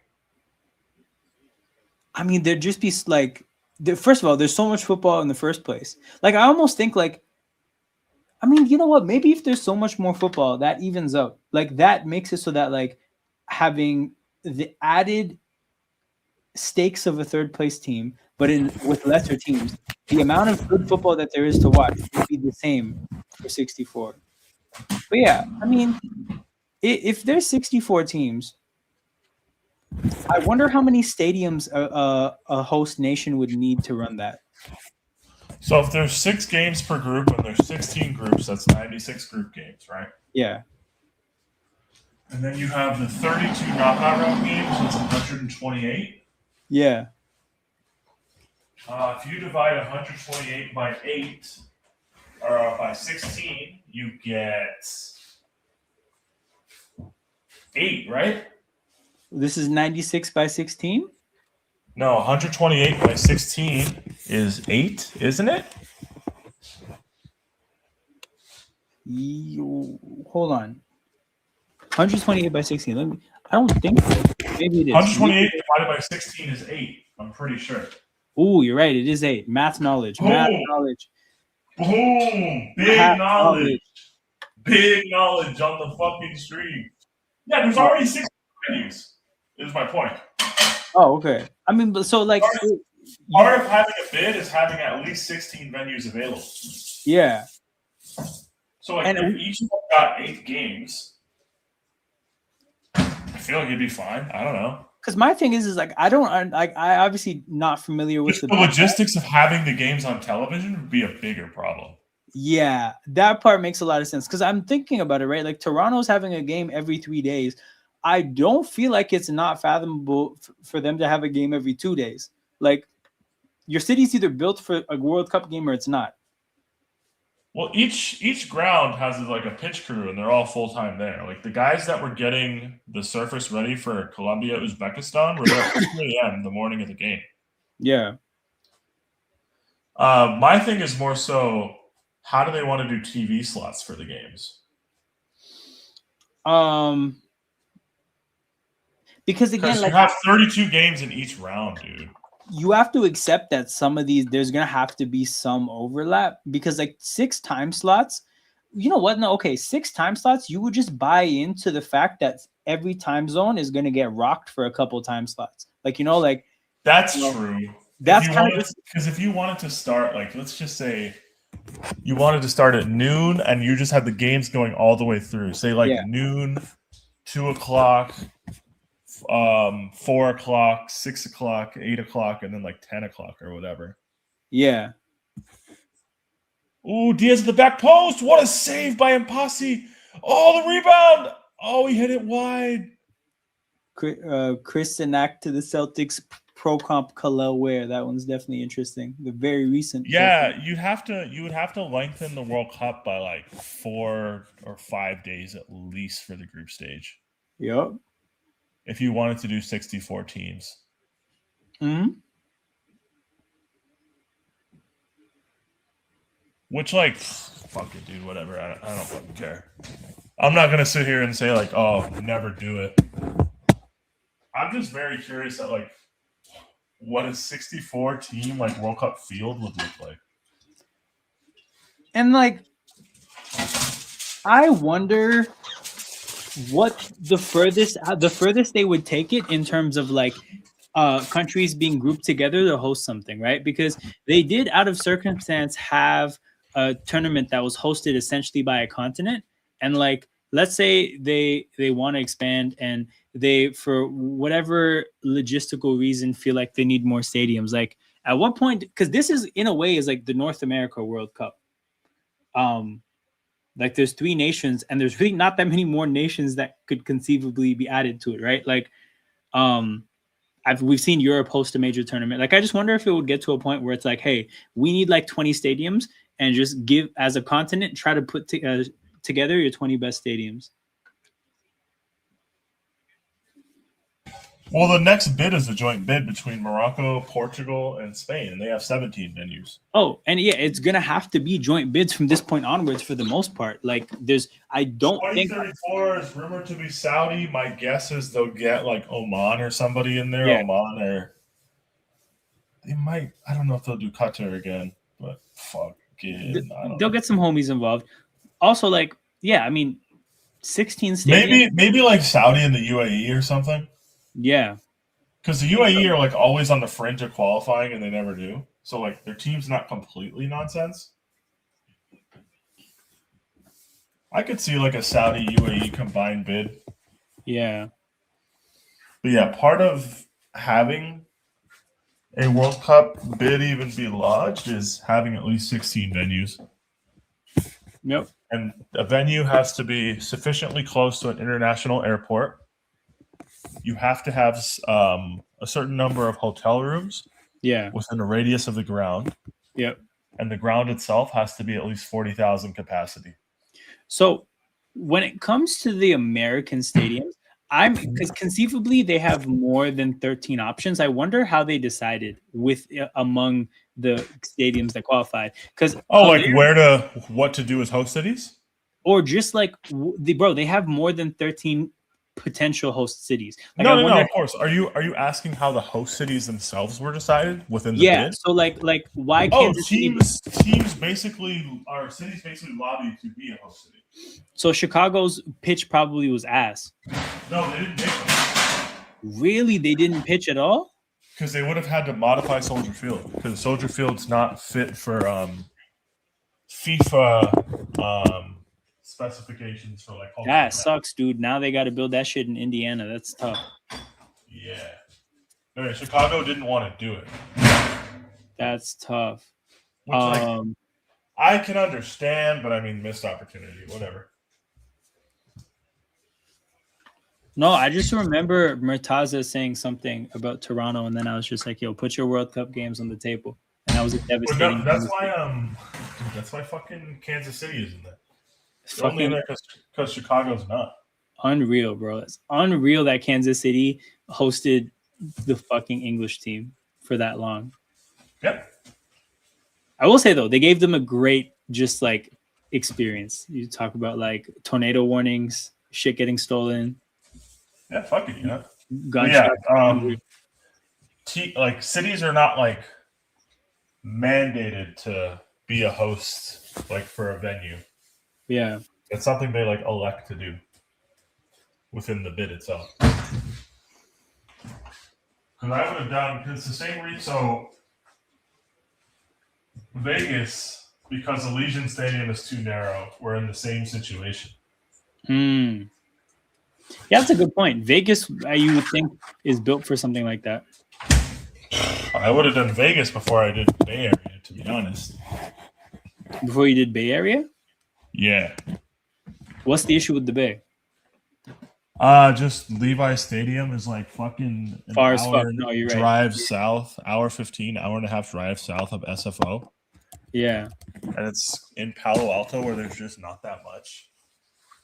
That's why they have to emphasize and call it the San Francisco/Bay Area.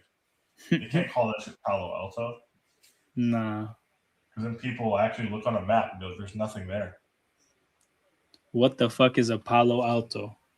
Basically. Because players' clubs will pull out of international games. I mean, shit, as is, like, you. What do you mean? What will never happen? Expansion again? I think he's saying expansion. I would never say that's never going to happen. We've seen it expanded 4 times or 3 times now since '82. I would never say it won't expand again. I don't assume that these leagues aren't capable of pushing something beyond my imagination. I do think that there is getting we have gotten to a point where international matches as a whole probably are just like not what they used to be in terms of like you hear players talk about how it's just getting to be too much. But I feel like if you're talking about the fact that there's a general there's too much international football generally, they would, I feel like, sacrifice other things to make the World Cup a bigger deal if possible, because the World Cup is a moneymaker and the Nations League just isn't. You know, like I feel like if we're getting the moneymaker on the international calendar for all the federations relative to their federation tournament. So I feel like they get everything else out the way first. Like if going to 64 makes sense mathematically and logistically, and it's at the expense of the Nations League, you can drop kick that shit to Saturn. 100%. Because if you're like handing, let's say in an expansion of 64, you get 2 more CONCACAF teams, another South American team, 3 more teams in Europe, 4 more teams in Africa, 4 more teams in Asia. Yeah, shit. Another fucking bid for New Zealand's region for whatever nation wants to play in the World Cup now. Like, I don't know. You just get rid of the Nations League, expand the tournament from 30, because I think right now the World Cup is 39 days. Yeah. Or 37 days or something like that. 37 or 38. Just make that shit 6 full weeks. Like, who cares? Yo, and this is the thing, right? Like, if you could really make it make sense and you could really capitalize on the addition of games that you could monetize, right? Like, and you have to make the World Cup bigger, like, cut some of the international shit the summer before the World Cup so that you can start leagues earlier. They're trying to standardize the continental tournaments anyways. Like, yeah. So the next AFCON's in the summer. Oh, interesting. The next AFCON is summer 2027. Yeah. They're trying to do the same with the Asian Cup. And then I heard the MLS is considering switching their. They're not considering it. They're going to do it. Oh, it's done. Oh, true. When is it going to happen? It just hasn't happened yet. But yeah, that'll be a helpful step towards that if they want to, like, because it's kind of a get down or lay down situation if everything gets on the same calendar and you're on the janky shit. Yep. Sorry, wasn't here earlier. Thoughts on the Giannis trade? Very quick summary. Great defensively for Miami. Offensively, we need a very specific help around those 2 players. Pat Riley is an old man, so it makes sense for him to make an all-in push. Andrew Wiggins, get the hell out of Miami. But that's the Miami side of things. The Milwaukee side of things is like, you got some cheap talent, some draft picks. You got draft picks deep into the future because they got Miami picks in 2031 and 2033 when Giannis is going to be like in his mid 30s to late 30s. So those are good draft picks to get. It is what it is. I'm pretty confident saying Giannis will be out of the league by 2033. Same. That definitely feels about right. So those are good draft picks. They clearly wanted young talent. Like Kalel Ware seems like a solid young player. Jaime Jaquez seems like a functional NBA player. Like, they got some decent talent. They can flip Hero for more assets. I think it's a bit like a lot of people would tell you that they're a bit surprised that they wouldn't value Jaylen Brown as like the main trade chip. But like sometimes teams have preferences for like how they want to start their rebuild or like how they want to move forward with their franchise. And evidently they didn't want to like have to flip Jaylen Brown. They would rather just get the young assets. And they got them straight from Miami. It's fine. Like, I don't hate what Milwaukee got out of this.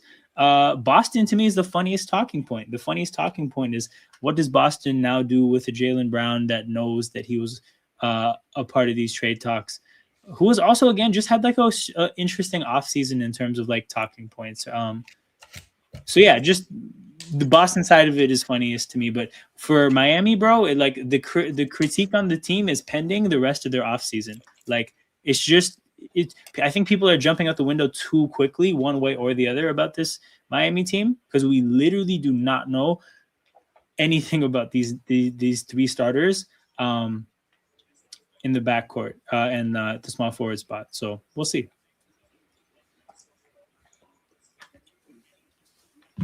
I wonder. Sure Wiggins gets moved though.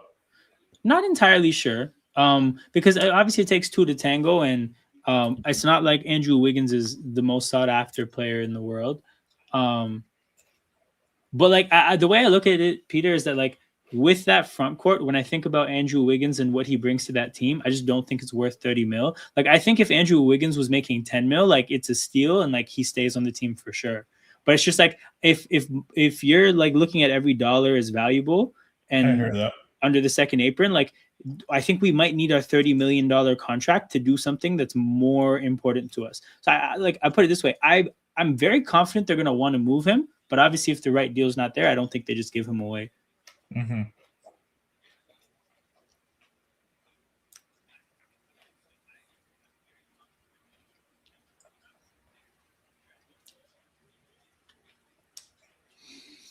But yeah, the Brooklyn Nets just made their pick that they'll be getting from Minnesota in this Julius Randle trade. There's 2 picks left in the draft. I got Columbia and Congo on the screen right now. So we'll be hanging out probably for another 10 minutes. People hit that like button, subscribe to the channel. Like I said, I'll be back latest a week from now when free agency kicks off. But maybe I'll do some tempo streams in the meantime. That being said, we're pretty caught up with the World Cup, people. That's where the attention is at for sure. Yep.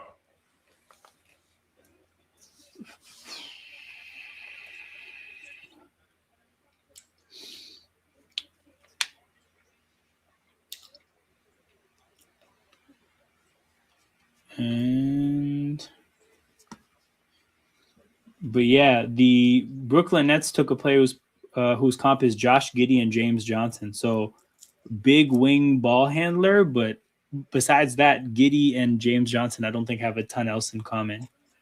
I didn't say, like, not at all.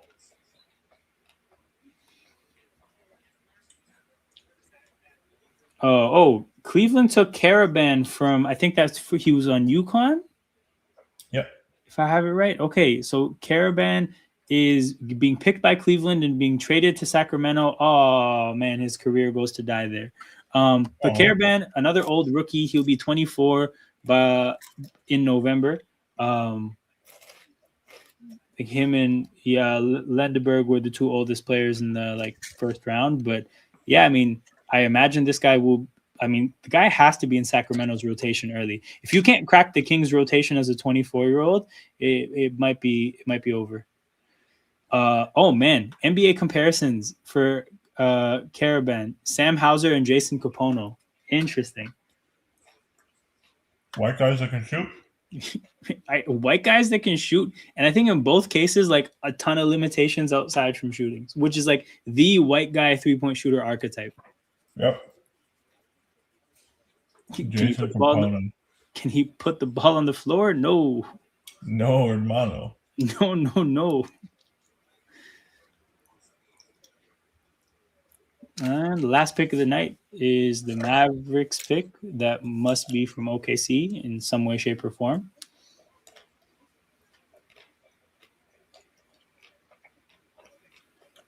And that pick is in, people. So we'll do one last pivot to Congo and Colombia. How many shots on goal have there been? For Colombia, like 7, I think. Shit, yeah. So 7 for Colombia, none for Congo, but shit. Hey, man, we know what Congo are here for. I respect that. Mm-hmm. Simple plan.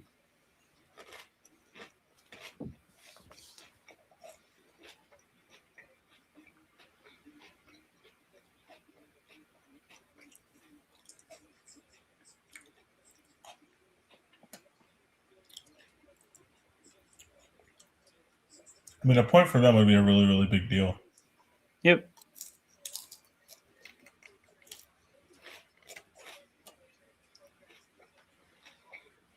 Wow.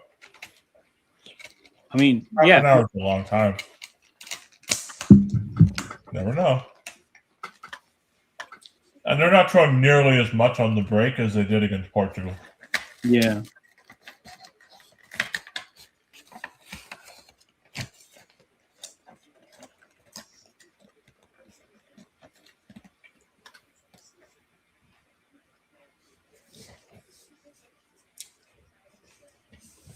The fact that Davinson Sanchez and Yerry Mina are a center back pairing is funny to me. Yeah, for real. Because, okay, Yerry Mina, he was the one from Everton, right? Yep. Oh, yeah, that's a hell of a tandem. Yep.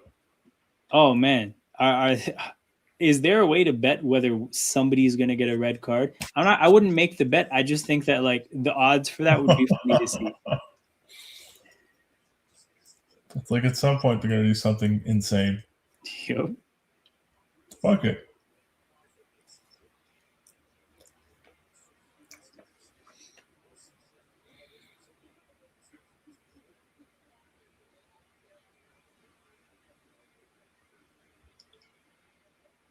I'm so glad I didn't watch the England game, though. No, for real. I'm so glad it was at 4, which is like not a great time for me to watch a match because like 100% would have been appointment television if it was at like 7, and I would have regretted that shit so much. You'd have been like, fun. Bro, I wasted my evening.